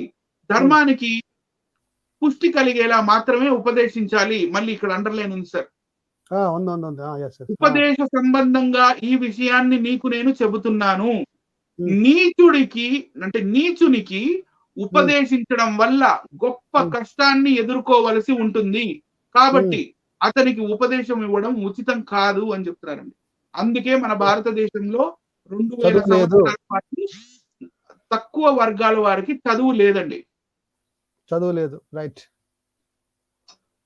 చాలా చదువుతా. అసలు ఎక్కడైనా ఇలాంటివి నిజంగా చదువుతున్నప్పుడు నాకు చాలా బాధేసిందండి. ఇంకా ముందుకుంది చూడండి. ఇంకా ముందుకుంది మంచి విషయంలోనే. చూద్దాం, నెక్స్ట్ చూద్దామండి. ఓకే. భీష్ముడు చెప్పాడు. అది మహాభారతంలో ఉంది. భీష్ముడు ఉపదేశిస్తున్నాడు. పక్కనే శ్రీకృష్ణుల వారు ఉన్నారండి. ఉన్నారు. యా. ఆయన అహింస, సత్యం, ఆక్రోధం, కోమలత, ఇంద్రియ సంయమం, సరళత్వం ఇవి ధర్మానికి నిశ్చితమైన లక్షణాలు. ఈ భూమిపైన లోకులు పర్యటనం చేస్తూ ధర్మాన్ని ప్రశంసిస్తారే గాని స్వయంగా తాము దేనిని ఆచరించరు. వారు కపటులు. ఇటువంటి వారికి బంగారం, రత్నాలు, గోవులు, అశ్వాలు మొదలైన వస్తువులని దానం చేసిన వాడు నరకంలో పడి 10 ఏళ్ల పాటు మలాన్ని భుజిస్తాడు. అంటే ఎవరికి దానం చేస్తే నీచులక? నీచులకండి. అంటే భూమిపై లోకులకు పర్యటన చేస్తూ ధర్మాన్ని ప్రశంసిస్తారే కానీ స్వయంగా తాము దాన్ని ఆచరించరు. ఎవరైతే ఆచరించారో వాళ్ళకండి. ధర్మాన్ని ఆచరించరు అంటే ఇప్పుడు ఈ ధర్మాలన్నీ ఆచరించాలండి. ఇప్పుడు ఈ సనాతన ధర్మంలో సనాతన ధర్మాన్ని ఆచరించని వారికి పిల్లికి బిచ్చం కూడా పెట్టదు అంటున్నాడా? అంతే. ఆచరించిన వాళ్ళకి మలాన్ని భుజిస్తారట వాళ్ళు. ఓకే. ఇటువంటి వారికి బంగారం, రత్నాలు, గోవులు, అశ్వాలు మొదలైన వస్తువులను దానం చేసిన వాడు నరకంలో పడి 10 ఏళ్ల పాటు మలాన్ని భుజిస్తాడు. అంతేకాదు అతడు ఆవుల, ఎద్దుల మాంసం తినే మాలల ఏంటి సార్ ఇది? What is this? I'm reading. మాలల మాదిగల అని చూడండి బ్రదర్. ఇది చదివినప్పుడు నాకు చాలా ఇబ్బంది అయిపోయిందండి. ఇది చదువుతున్నప్పుడు నాకు కళ్ళు గిర్రం తిరిగేశారు. ఎందుకంటే క్లియర్ గా మాలలు, మాదిగలు అని కూడా ఈ పుస్తకంలో ఉందండి. ఒకసారి పుస్తకం మళ్ళీ చూపిస్తాను. ఒక్కసారి అనుకుంటుంది. ప్రపంచం తెలుసుకోవాలి. ఒకసారి పుస్తకం చూపిస్తాను. రాజ్యాంగ వ్యతిరేకంగా ఉన్న పుస్తకం అనొచ్చు ఒక మాటలో చెప్పాలంటే. రాజ్యాంగ వ్యతిరేకంగా ఉన్న పుస్తకం. ఈ పుస్తకంలో మాలలు, మాదిగలు అని కూడా ఉంది. ఆలోచించండి. Sir, what is this? I want to talk to Nellore Peddareddy right now. What is this? Direct గా చెప్తున్నాడు చూడండి సార్. అదే అంటున్నాను. వాట్ ఇస్ దిస్ వంకాయ పులుసు సార్ అంటున్నాను. మరి డైరెక్ట్ గా మరి చాలా తప్పు కదా సార్. మళ్ళీ చూపించండి. ప్రపంచాన్ని చూపిద్దాం మళ్ళీ ఒకసారి. చూడండి దగ్గరికి. ఇంకా జూమ్ చేయమని జూమ్ చేస్తాను.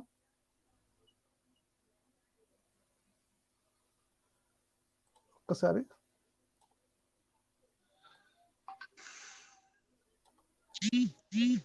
ఇంకా చూడండి, బాగా కనబడుతుందా బ్రదర్? ఉమ్. చూడండి. దీన్ని స్క్రీన్ షాట్ తీసుకొని రేపు నా కమ్యూనిటీ పోస్ట్ లో వేస్తాను సార్. వేయండి. అతడు ఆవు ఎద్దుల మాంసము తినే మాలల మాదిగల హతకుల రాగమోహులకు చదవండి బ్రదర్. అతడు ఆవుల ఎద్దుల మాంసం తినే మాలల మాదిగల హతకుల రాగ మోహాలకు లోనై ఇతరుల నిగూఢ రహస్యాలను వెల్లడించే పాపుల యొక్క మలం. ఓహో, మాలల మాదిగల వాళ్ళ మలంలో పడి ఉంటాడంటండి. సనాతన ధర్మాన్ని పాటించని వారికి, ఎవరికైనా సనాతన ధర్మాన్ని పాటించని ఎవరికైనా ఏదన్నా దానం చేస్తే వాడు మాలల మాదిగల మలంలో ఉంటాడని చెప్తున్నాడు ఇక్కడ.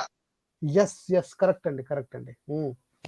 మాలల మాదిగల హతకుల రాగ మోహాలకు లోనై ఇతరుల నిగూఢ రహస్యాలను వెల్లడించే పాపుల యొక్క మలంలో పురుగులుగా అవుతారు. ఓకే. అంటే మలంలో కూడా కేటగిరీస్ ఉన్నాయా? ఉన్నాయట. వీళ్ళ మలం, వాళ్ళ మలం ఏంటి సార్? మా బలివైశ్వ దేవ సమయంలో వచ్చిన బ్రహ్మచారి బ్రాహ్మణుడికి అన్నం పెట్టని మూర్ఖుడు ఇది నాకు సరి కనపడతారండి. పాపమైన లోకములకు వెళ్తాడు. రైట్ అండి. Next okay.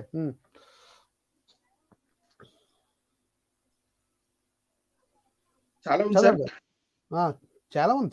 చదవాలి. అన్ని చదివితే అని చెప్తున్నాను. చాలా రాసుకున్నారు సార్ అన్నాను. చాలా భయంకరంగా రాశారండి. ప్రేక్షకులు అందరూ ఇప్పుడు దానం పుచ్చుకునే వాని యొక్క ధర్మాలను గూర్చి వివరణ విను. రైట్ అండి. ఇప్పుడు దాత మరియు దానం పుచ్చుకునే వాని యొక్క ధర్మాలను విను అంటే మళ్ళీ అదే ఆ బాణాల మంచం మీద పండుకొని మాట్లాడుతున్నాడు భీష్ముడు. అబద్ధం ఆడితే బ్రాహ్మణునికి ఎంత పాపం కలుగుతుందో, అబద్ధం ఆడితే బ్రాహ్మణుడికి ఎంత పాపం కలుగుతుందో అంతకంటే 4 రెట్లు క్షత్రియునికి, 8 రెట్లు వైశ్యునికి కలుగుతుంది. ఇదేంటి సార్? తప్పు ఒకటి, శిక్షలు అలగలగా? వేరే ఉంటుంది. అది మాత్రం ఏముండదు. తప్పు ఒకటే అయినా శిక్షలు మాత్రం అలక్సలం. అంతే. ఓకే. అబద్ధం ఆడితే బ్రాహ్మణుడికి ఎంత పాపం కలుగుతుందో అంతకంటే 4 రెట్లు క్షత్రియునికి, 8 రెట్లు వైశ్యునికి కలుగుతుంది. ఏ బ్రాహ్మణుడైనా ముందుగానే శ్రాద్ధానికి నిమంత్రణ చేయబడితే అతడు ఇంకొక చోటికి వెళ్లి భోజనం చేయకూడదు. చేసినట్లయితే అతన్ని అల్పవయస్కునిగా భావించాలి. అతనికి పశుహింస చేసిన పాపం తగులుతుంది. అలాగే ఎవరైనా క్షత్రియుడు కాని వైశ్యుడు కాని ముందుగా నిమంత్రణ పొంది తరువాత ఇంకెక్కడైనా భుజిస్తే అతడు అల్ప వయస్కునిగా పరిగణింపబడడంతో పాటు పశుహింసలో సగం పాపం అనుభవించవలసి ఉంటుంది. రాజా, 3 వర్ణాల వారి వద్ద దేవయజ్ఞాలలో గాను శ్రాద్ధంలో గాని స్నానం చేయకుండా భుజిస్తే లేదా తన ఇంట్లో అశౌచం ఉండగా తెలిసి కూడా లాభంతో ఇంకొక చోట శ్రాద్ధాన్నం భుజిస్తే అతనికి ఆవు మీద అబద్ధపు ఒట్టు వేసిన పాపం అంటుకుంటుంది. ఏదైనా పని వంకతో ఇతరుల నుండి ధనం అడిగే వారికి అబద్ధం ఆడిన పాపం చుట్టుకుంటుంది. బ్రాహ్మణుడు, క్షత్రియుడు లేదా వైశ్యుడు వేద నియమాలను పాటించని బ్రాహ్మణులకు శ్రాద్ధంలో మంత్రోచ్చరణ పూర్వకంగా అన్నం వడ్డిస్తే అతనికి కూడా ఆవు మీద అబద్ధపు వట్టు వేసినంత పాపం అంటుకుంటుంది. అంటే ఇది కొంచెం నెక్స్ట్ పేజ్ లో ఇంకా క్లియర్ గా అర్థమవుతుందండి. దీని తర్వాత చదవండి ఒకసారి. దీని తర్వాత అంటుకుంటుంది కదా, నెక్స్ట్ చూద్దామండి ఒక్కసారి. చదవండి. ఓకే. అందుకు శ్రీకృష్ణుడు ఎంటర్ అయ్యాడు సీన్ లోకి. శ్రీకృష్ణుడు ఆద్యాంతం ఉన్నారు అక్కడ. రైట్. ఇప్పుడు మనం చూపించండి ఒకసారి, ఒక్క నిమిషం. నేను ఇప్పుడు అనుశాసనిక పర్వం చదివితే మనకు అర్థమవుతుంది ఏంటంటే ఆయనేమో అక్కడ మంచం మీద ఈ బాణాలతోటి గుచ్చుకొని అలా పండుకొని ఉన్నాడు. వీళ్ళు ఏంటంటే రోజంతా వస్తారు, ఇంకా చెప్పు తాత అంటారు, ఈయనేమో చెప్తూ ఉంటాడు. సరే వీళ్ళు రాత్రికి ఇంటికి వెళ్ళి పడుకొని పొద్దున్న బ్రష్ చేసుకొని బ్రేక్ఫాస్ట్ చేసి మళ్ళీ వచ్చేస్తారు దగ్గరికి. వచ్చేసి చెప్పు తాత అంటే ఇట్లా 56 days ఆయన చెప్తూనే ఉంటాడు, వీళ్ళు వింటూనే ఉంటారు సార్. చాలా పెద్ద కన్వర్సేషన్ ఇది ఈ పర్వం మొత్తం పెద్ద కన్వర్సేషన్ అండి. చాలా విషయాలు ఉన్నాయండి. భగవద్గీతలో దొరకదు, మనుస్మృతిలో దొరకదు, అన్నిటికంటే ఎక్కువ కనబడుతుంది ఇక్కడ, చాలా ఎక్కువ కనబడుతుందండి. అన్ని తెలుసుకోవాల్సిన అవసరం ఉంది. నేను ఓన్లీ 10% తీసానండి. 10% మీకు చూపిస్తున్నాను. ఇప్పుడు ఇంకా ఉంది. సెకండ్ ఎపిసోడ్లో, థర్డ్ ఎపిసోడ్లో మనం చేసినప్పుడు చేద్దాము. కంటిన్యూ చేయండి బ్రదర్, ఇంకొద్దిగా మనం ముగించేద్దాం ఇది చేసి. రైట్ అండి, కొద్దిగానే ఉంది, చూపించండి సార్. అందుకని కొంచెం మీరు జూమ్ చేసేయండి సార్. చూడండి, అండర్లైన్ చేసింది మాత్రమే చదువుతాను సార్. Okay okay. అందుకని శ్రీకృష్ణ మీరు కూడా అంటే ఇక్కడ భీష్ముడు శ్రీకృష్ణుల వారికి చెప్తున్నారు. అందుకని శ్రీకృష్ణ మీరు కూడా సదా బ్రాహ్మణులను పూజించండి, అందరినీ అతిథుల వలె ఆదరించేవారు, గో బ్రాహ్మణులను సత్యాన్ని ప్రేమించేవారు గొప్ప సంకటముల నుండి కూడా బయటపడగలరు. కిందండి అని గోవుని బ్రాహ్మణుని ఇచ్చేస్తే బాగుంటదని అంటున్నాడు. కింద చదువుదాం. ఓకే. ఉత్తమ బ్రాహ్మణులకు నమస్కరించి వారికి దానం ఇచ్చేవారు దుఃఖ విముక్తులవుతారు. తపస్సులు, ఆబాల బ్రహ్మచారులు, తపస్సు చేసి సిద్ధాంత కరుణులైన వారు, దేవతలను, పితరులను, అతిథులను, పోష్య వర్గాన్ని పూజించేవారు, యజ్ఞ శేషాన్ని భుజించేవారు కూడా దుర్గమమైన విపత్తుల నుండి విముక్తి పొందుతారు. అగ్ని ప్రతిష్టాపన చేసి విద్యుక్తంగా దానికి నమస్కరిస్తూ సదా దానిని ప్రజ్వలింపజేసేవారు, సోమయజ్ఞంలో యథావిధిగా ఆహుతులు అర్పించేవారు ఆపదలను తరిస్తారు. నెక్స్ట్ అండి. నెక్స్ట్. ఓకే. ఇది చాలా ఉంది సార్, కానీ మెయిన్ టిక్ పెట్టిన చదవండి చాలు. ఇదంతా బాగుంటది, అసలు యాక్చువల్లీ బాగుంటది. చదువుదాం. టిక్ పెట్టిన చదవండి సార్. పోనీ. ఓకే. నేను బిట్లుగా కట్ చేసన్నా వేస్తాను నా ఛానల్లో సార్. ఓకే. రైట్. అండర్లైన్ చేసింది. బ్రాహ్మణులను వారికి పూజ్యులైన వారిని కూడా సుస్థిర చిత్తంతో పూజించాలి. ఎందుకంటే వారు శాంతంగా ఉంటేనే దేశం అంతా సుఖశాంతులతో ఉంటుంది. గోవులు అక్కడ హ్యాపీగా ఉండాలంటే ఇక్కడ బ్రాహ్మణులు హ్యాపీగా ఉండాలండి, అప్పుడు దేశం బాగుంటదంట. సర్వే జనో సుఖినో భవంతు ఇదేనండి. అంటే అది ఫేక్. సర్వే జన సుఖినో భవంతు ఫేక్ కదా. ఫేక్. ఇది కరెక్ట్, ఇది ఒరిజినల్. ఇదేంటంటే బ్రాహ్మణులు వారు పూజలైన వారు కూడా చక్కగా ఉంటే కనుక, వాళ్ళు పూజిస్తూ ఉంటే కనుక బ్రాహ్మణులు సుఖశాంతితో ఉంటే దేశం శాంతంగా ఉంటుందని చెప్తున్నారు ఇక్కడ. అంటే మిగతా వాళ్ళు సుఖంగా శాంతంగా లేరండి సార్. మిగతా వాళ్ళు గయా బాడమే ఎవరికి కావాలి సార్? అవును, కరెక్టేనండి, కరెక్టే. Okay, continue. ఈ రీతిగా బ్రాహ్మణులు కనిపిస్తూ ఉంటారు. ఈ రీతిగా బ్రాహ్మణులు రకరకాలుగా కనిపిస్తూ ఉంటారు. ధర్మజ్ఞులు, సత్పురుషులు అయిన ఆ బ్రాహ్మణుల యొక్క గుణాలను సదా కొనియాడుతూ ఉండాలి. ప్రాచీన కాలం నుండి కూడా బ్రాహ్మణులు దేవతలకు, పితరులకు, మనుషులకు, నాగులకు, రాక్షసులకు కూడా పూజనీయులు. వీరిలో ఎవరు కూడా బ్రాహ్మణులను జయించలేకపోయారు. బ్రాహ్మణులు తలుచుకుంటే దేవతలు కాని వారిని దేవతలుగా చేస్తారు, దేవతలు కాని వారిని దేవతలుగా చేసే క్షమత, అంటే ఆ ఎబిలిటీ బ్రాహ్మణులు. సీక్రెట్ రిలీజ్ అయిపోయిందండి ఇవాళ. ఓకే. దేవతలు కాని వారిని దేవతలుగా చేసేవారు ఎవరు? Question mark. ఐఏఎస్ పాయింట్ ఏంటది? మనం చూపిస్తా ఒకసారి. కాదు, ఒకసారి మనం చూపిస్తా. దేవతలు కాని వారిని దేవతలుగా చేసేవారు ఎవరు? క్వశ్చన్, ఆన్సర్ బ్రాహ్మణులు. Okay, continue.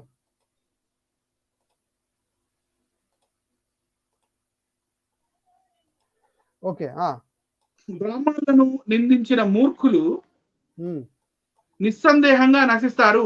బ్రాహ్మణులు ఎవరిని ప్రశంసిస్తారో అతడు అభ్యుదయం పొందుతాడు, ఎవరిని శపిస్తారో అతడు ఒక్క క్షణంలోనే పరాభవింపబడతాడు.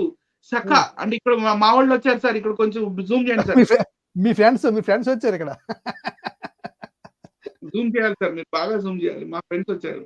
ఓకే. రైట్. ఓకే. మీ ఫేవరెట్. ఓకే.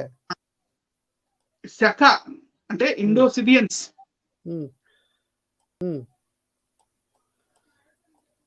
ఇంకోటి కరసలు పెడతాను. ఓకే.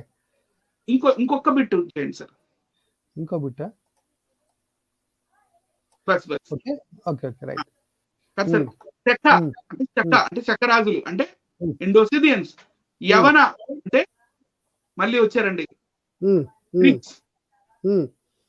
కాంబోజాది అంటే మళ్ళీ ఆఫ్ఘనిస్తాన్ జాతుల వారు మొదట క్షత్రియులే కానీ ఉత్తమమైన బ్రాహ్మణుల దృష్టి నుండి వంచితులైన కారణంగా వారు మ్లేచ్చులు కావలసి వచ్చింది. ద్రవిడ అంటే మనం, కళింగ అంటే ఒరిస్సా వాళ్ళు, పులింద అంటే అక్కడ కొంచెం బెంగాల్ కి టచ్ అవుతుంది అది. ఉషీరర, కోలిసర్ప, మహిషాకాది క్షత్రియ జాతులు కూడా బ్రాహ్మణుల యొక్క చెడు దృష్టి సోకడం వలననే శూద్రులయ్యారు. బ్రాహ్మణుల వాళ్ళు అందరూ శూద్రులు అయిపోయారండి. సక, యవన, కాంబోజా వీళ్ళందరూ శూద్రులు అంటండి. బుక్స్ లో రాసిస్తే అయిపోతారు. ఏముంది, మనల్ని చేస్తే మనల్ని చేస్తారు. ఇంకా వాళ్ళని ఎందుకు చేయరు? ఈజీగా చేస్తారు. ఓకే. ప్రపంచంలో ఎవరినైనా శూద్రులు చేయాలంటే వీలేనండి. దేవతలు కాని వారిని దేవతలుగా చేసేయగలరు, మిగతా వాళ్ళందరినీ శూద్రులుగా చేసేయగలరు అండి. ఓకే. వలన శూద్రులయ్యారు. బ్రాహ్మణుల వలన ఓటమి పొందడమే మేలు, వారిని ఓడించడం మంచిది కాదు. ఏ రకంగానూ బ్రాహ్మణ నింద వినకూడదు. వారి నింద జరుగుతుంటే ముఖం కిందికి దించుకొని మౌనంగా ఉండడం గాని లేచి వెళ్లిపోవడం గాని చేయాలి. బ్రాహ్మణులతో విరోధం పెట్టుకొని సుఖంగా జీవించే సాహసం చేసే వ్యక్తి ఈ భూమి మీద ఎవరు కూడా పుట్టలేదు, పుట్టబోరు. ఇది సూపర్ డైలాగ్ అండి. గాలిని గుప్పిట పెట్టడం, చంద్రుని చేతితో తాకడం, భూమిని పైకి ఎత్తడం అత్యంత దుష్కర కార్యాలు అయినట్లుగా ఈ భూమి మీద బ్రాహ్మణులను జయించడం కూడా దుష్కరమే. అందుకని రాజులు కింద కొంచెం ఓకే, కొంచెం జూమ్ చేయండి సార్. కొంచెం జూమ్ చేయరా? ఓకే. అందుకని రాజులు ఉత్తమ భోగాలను, ఆభూషణాలను, ఇతర మనోవాంఛిత పదార్థాలను ఇచ్చి నమస్కారాదుల ద్వారా సదా బ్రాహ్మణులను పూజించాలి. తండ్రి వలె అతని పోషణ భారం మీద శ్రద్ధ వహించాలి. అప్పుడే దేశమంతటా శాంతి నెలకొంటుంది. కాబట్టి నీ రాజ్యంలో పవిత్రులైన బ్రహ్మ తేజోయుక్తులైన బ్రాహ్మణులు అవశ్యం ఉండాలి. కులీనులు, ధర్మజ్ఞులు ఉత్తమ వ్రతాచరణ వలన బ్రాహ్మణులకు తన ఇంటిలోనే స్థానం ఇవ్వాలి. ఎందుకంటే ఇంట్లో స్థానం ఇస్తేనే భార్యలను అడుగుతున్నారు కదా సార్. ఎలాగిస్తారు? ఓకే. అంతే. స్థానం ఇవ్వాలి. ఎందుకంటే బ్రాహ్మణుల కంటే శ్రేష్ఠులు వేరొకరు లేరు. బ్రాహ్మణులకు అర్పించిన హవిష్యాన్నే దేవతలు స్వీకరిస్తారు. సూర్య చంద్రులు, వాయువు, జలం, పృథ్వీ, ఆకాశం, దిక్కులు వీటి అన్నిటి యొక్క అధిష్టాన దైవములు సదా బ్రాహ్మణ శరీరంలో ప్రవేశించి అన్నాన్ని భుజిస్తూ ఉంటారు. అంటే ఇక్కడ అన్నం తింటుంది బ్రాహ్మణులు కాదు, దేవుళ్ళు అని చెప్తున్నారు సార్. అంతేనండి. రైట్. బ్రాహ్మణుడు ఎవరి అన్నాన్ని తిన్నాడో అతని అన్నాన్ని పితరులు కూడా స్వీకరించరు. అతని అన్నాన్ని పితరులు కూడా స్వీకరించరు. ఎవరి అన్నాన్ని తినడో అతని అన్నాన్ని పితరులు కూడా స్వీకరించరు. బ్రాహ్మణుని ద్వేషించే వారి అన్నాన్ని దేవతలు కూడా స్వీకరించరు. బ్రాహ్మణుడు సంతుష్టుడైతే దేవతలు సంతృప్తి పరిచిన పురుషులు మరణించిన తర్వాత ఉత్తమ గతిని పొందుతారు. అతడు నశించడు.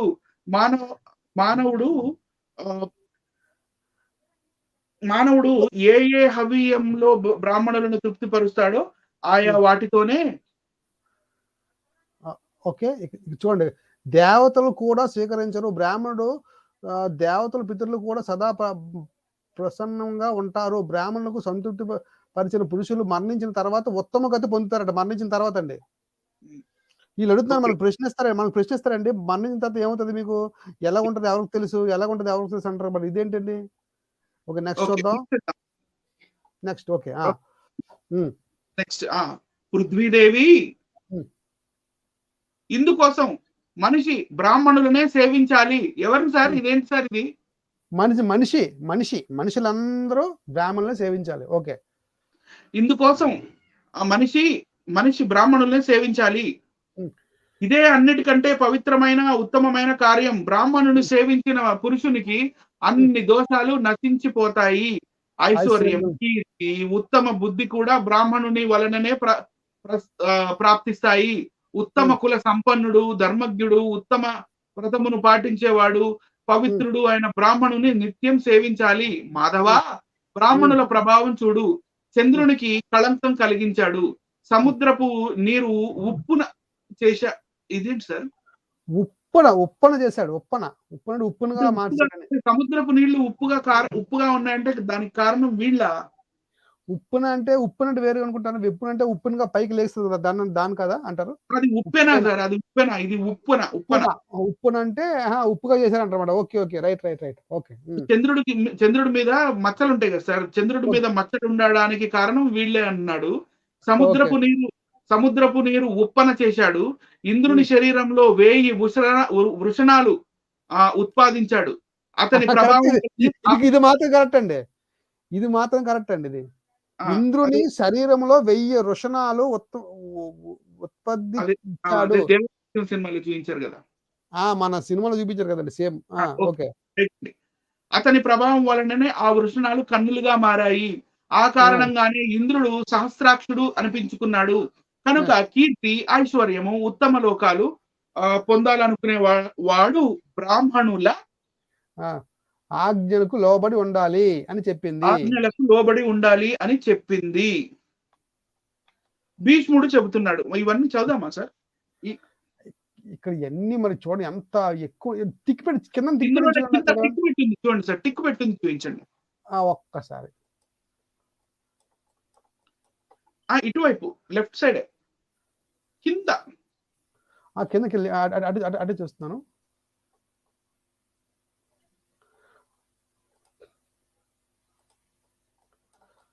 కింద అదే చూపిస్తున్నానండి. శూద్రుని చదవండి. శూద్రుని కర్మ చేయడం వలన అతని ధర్మం నశించిపోతుంది. అంటే శూద్రుని కర్మ అంటే శూద్రుడు ఒకవేళ చనిపోతే అతని కర్మలు చేయకూడదని దాని అర్థం నాకు అర్థం కాదు. శ్రాద్ధులతో కర్మం చేయకూడదు. చూడండి ఇక్కడ పైనుంచి చదివితే అర్థమవుతుందండి బ్రదర్ ఇది. కొంచెం ఎక్కడి నుంచి అంటే బ్రాహ్మణులు, క్షత్రులు అక్కడి నుంచి చదవండి బ్రదర్. అయిపోయింది. 2 ఉన్నాయి కనుక క్లోజ్ చేద్దాం. చదవండి పర్లేదు. ఎక్కడి నుంచి బ్రాహ్మణులు, క్షత్రియ, వైశ్యులు అక్కడి నుంచి చదవండి. ఆ! హ్మ్. హ్మ్. పైనుంచి మొత్తం చదవనా? మొత్తం అది బ్రాహ్మణుడు, క్షత్రియ అక్కడి నుంచి చదవండి సరిపోతుంది. ఒకసారి కర్సర్ పెట్టండి. ఇక్కడ ఇగో బ్రాహ్మణుడు, క్షత్రియుడు, వైశ్యుడు పుట్టించిన వారికి అక్కడి నుంచి బ్రాహ్మణ, చదవండి. క్షత్రియ, వైశ్యులను పుట్టించి వారికి మీకు స్వధర్మ పాలన, బ్రాహ్మణ సేవ తప్ప వేరొక కర్తవ్యం లేదు అని తెలిపాడు. హ్మ్. బ్రాహ్మణుని రక్షించినట్లయితే అతడు స్వయంగా తన రక్షకుని కూడా రక్షిస్తాడు. హ్మ్. బ్రాహ్మణుని సేవించడం వలన మీకు శుభం కలుగుతుంది. పండితుడైన బ్రాహ్మణుడు శూద్రోచిత కర్మ చేయకూడదు. హ్మ్. శూద్రుని కర్మ చేయడం వలన అతనికి ధర్మం నశించిపోతుంది. కర్మ స్వధర్మం చేయకూడదండి. అతను కర్మ చేయకూడదండి బ్రాహ్మణుడికి. శూద్రుడికి చేయకూడదు. సరే. శూద్రుడికి చేయకూడదండి. రైట్ అండి. ఇప్పుడు లాస్ట్ కింద గీత పెట్టి చదవండి సార్. ఓకే. ఆ! ఈ పారాగ్రాఫ్ మొత్తం చదువుతున్నాను సార్. చదవండి. హ్మ్. ధర్మరాజు యుధిష్ఠిరా, హ్మ్. బ్రాహ్మణులను అనుగ్రహించడానికి బుద్ధిమంతుడైన బ్రహ్మదేవుడు ఈ రీతిగా చేసిన ఉపదేశం బ్రహ్మగీతను నీకు నేను వినిపించాను. ఇది ఇప్పుడు దాకా చెప్పింది బ్రహ్మగీత అంట. బ్రహ్మగీత. భగవద్గీత వేరు, బ్రహ్మగీతను బ్రహ్మగీత వేరు, భగవద్గీత వేరు. ఇప్పటి వరకు చెప్పిందంటే ఆ! బ్రహ్మగీత అన్నమాట. ఓకే. హ్మ్. ఇప్పుడు ఒకసారి నన్ను చూయించండి సార్. ఒక్క నిమిషం చెప్తాను సార్. హ్మ్. హ్మ్.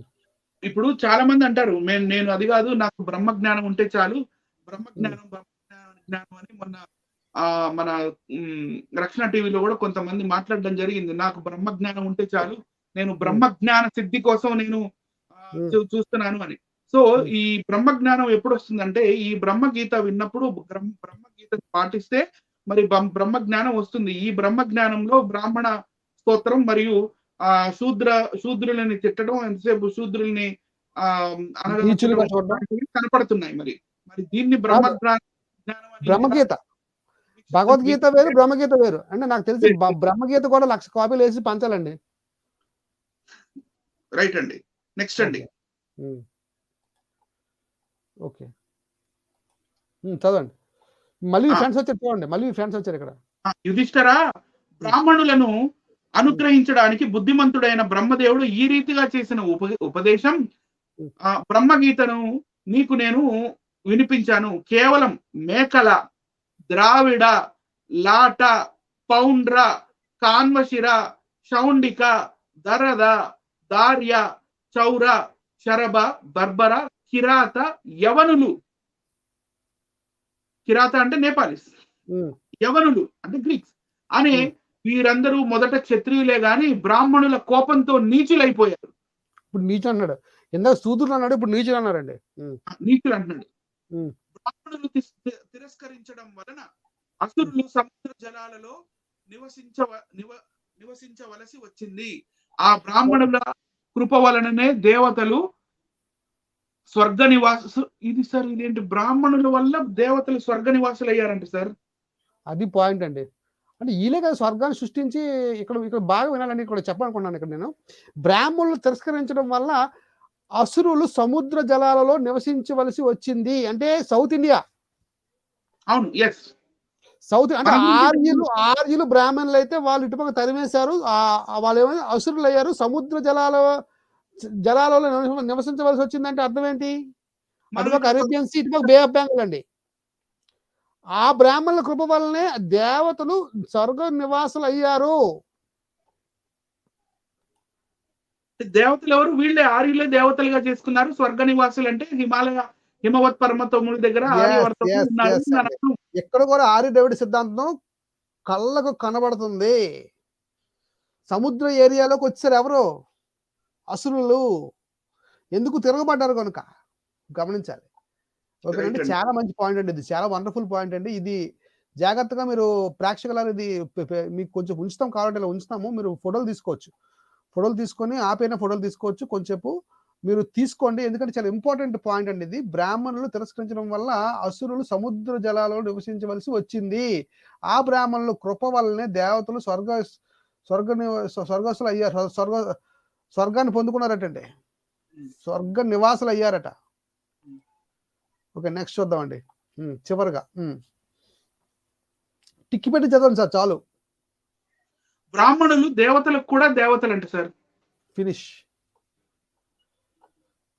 నెక్స్ట్ అండి. చూడండి, మీరు పెట్టారు. ఇది భాగవత మహాపురాణం. ఇది భాగవతం.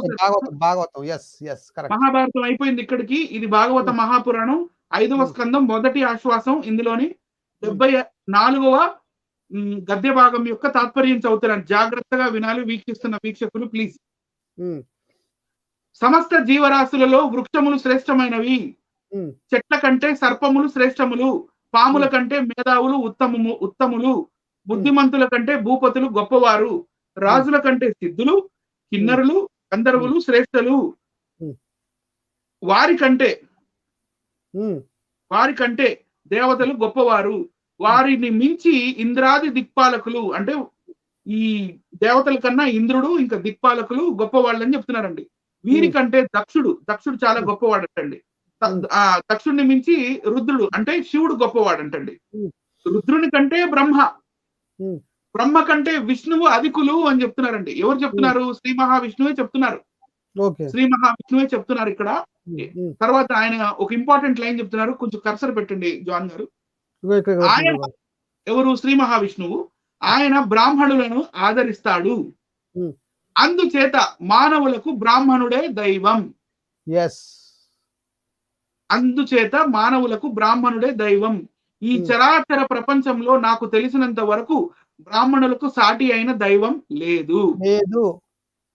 ఇది విహితంగా విధి విహితంగా అగ్నులలో వేల్చే హవిస్సు కంటే బ్రాహ్మణులు భోజనం చేస్తుంటే నాకు ఎక్కువ సంతోషం కలుగుతుందని శ్రీ మహావిష్ణువు గారు చెప్తున్నారండి. నెక్స్ట్ దాంట్లో ఇక్కడ 77వ పద్య తాత్పర్యం చదువుతున్నాను చూడండి. కింద ఉంటుంది. ఈ రహస్యం తెలుసుకొని బ్రహ్మవేత్తలైన విప్రులను అంటే బ్రాహ్మణులను పూజించే మానవుడు మాయాతీతుడు అవుతాడు. భూలోకంలోనే మోక్షానికి మార్గం గుర్తిస్తాడు అంటే స్వర్గానికి కూడా వెళ్ళిపోతాడండి. అయిపోయింది. స్వర్గం కలాలంటే ఒకటే అండి. స్వర్గానికి బ్రాహ్మణులు పూజిస్తే స్వర్గానికి వెళ్తారు. మీరు స్వర్గానికి ఎలాగెళ్తారంటే మోక్షం ఎలా వస్తుంది అంటే బ్రాహ్మణులు పూజించే వాళ్ళు వస్తుంది.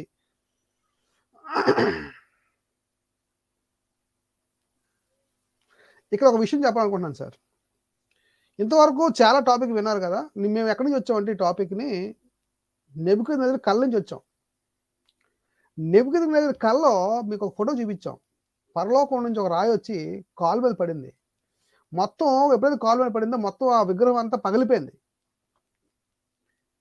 పీస్ అయిపోయిందండి. ఆ వచ్చిన రాయి ఏంటంటే భూతులం అంత అయింది అని బైబిల్ చెప్తుంది. ఆ వచ్చిన రాయే క్రైస్తవ్యం. ఆ వచ్చిన రాయే యేసుక్రీస్తు. ఆ బండ మీదే క్రైస్తవ్యం కట్టబడింది. క్రైస్తవం వల్లే కుల నిర్మూలన జరుగుతుంది. అది వాస్తవం అండి. ఈ కుల నిర్మూలన జరుగుతుంది కనుకే వీళ్ళు తట్టుకోలేక ఆ నిర్మూలన జరగకూడదని నేనంటాను. సనాతన ధర్మం ఈక్వల్ టు కుల ధర్మం. ఇప్పుడు ఈ పుస్తకంలో ఉన్న దాని ప్రకారం అనుశాసనిక పర్వం మొత్తం చదివినా మనకు అర్థమయ్యేది ఏంటంటే ధర్మాన్ని కాపాడడం అంటే, ధర్మాన్ని రక్షించడం అంటే ఏదో అనుకోకండి.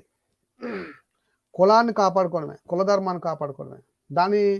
దాన్ని వేరులతో సహా తీసేసి అందరూ సమానమైన చెప్పింది ఏదైనా ఉందంటే అది బైబిల్ మాత్రమే. అందుకే ఆ దానియేలు గ్రంథంలో ఆ విగ్రహం తునాతునకలు అయిపోయింది. అది వచ్చాక పైనుంచి ఒక చిన్న రాయి వచ్చాక అది తునాతునకలు ఎలాగైపోయిందో క్రైస్తవ్యం అనేది అడుగు పెట్టాక ఎక్కడైతే అడుగు పెట్టిందో అక్కడ సమానత్వం వచ్చింది. సంఖ్యలు విడిపోయాయి, బంధకాలు విడిపోయాయి, మోసానికి చోటు ఉండదు. కనుక గమనించాలి ప్రేక్షకులారా, ఏది ధర్మం, ఏది అధర్మం, ఏది మనం ఎంచుకోవాలి. నాకు ఈ పాఠంలో బాగా బాధ కలిగించింది ఏంటంటే మాలలు మాదిగలను డైరెక్ట్గానే విమర్శించింది ఈ పుస్తకం. డైరెక్ట్గానే విమర్శించింది. ఇది ఒకసారి ఆలోచించండి. మీకు పెట్టాము ఆల్రెడీ. మీరు లైవ్లో పెట్టాం కనుక మీరు వెనక్కి తిప్పుకొని ఒకసారి చూసుకోండి, ఆ రెఫరెన్స్ చూసుకోండి. మేమేం తప్పేమీ చేయలేదు, ఇందులోనే ఉన్నదే చెప్పాం. కనుక గమనించండి, ఏది నిజం. నిజంలోకి వద్దాం, సత్యంలోకి వద్దాం, అజ్ఞానాన్ని గ్రహిద్దాం. ఏది అజ్ఞానం, ఏది జ్ఞానం. మరి చివరి మాటలు చెప్తే అనిల్ గారు చివరి మాటలు చెప్పగానే మనం ముగిద్దామండి. ఇప్పటికే చాలా టైం అయిపోయింది.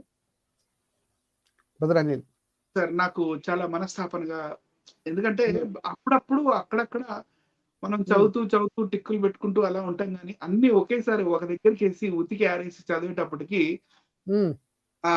మన దేశ ప్రజలని ఇంతగా ఆ కాలంలో మోసం చేశారా?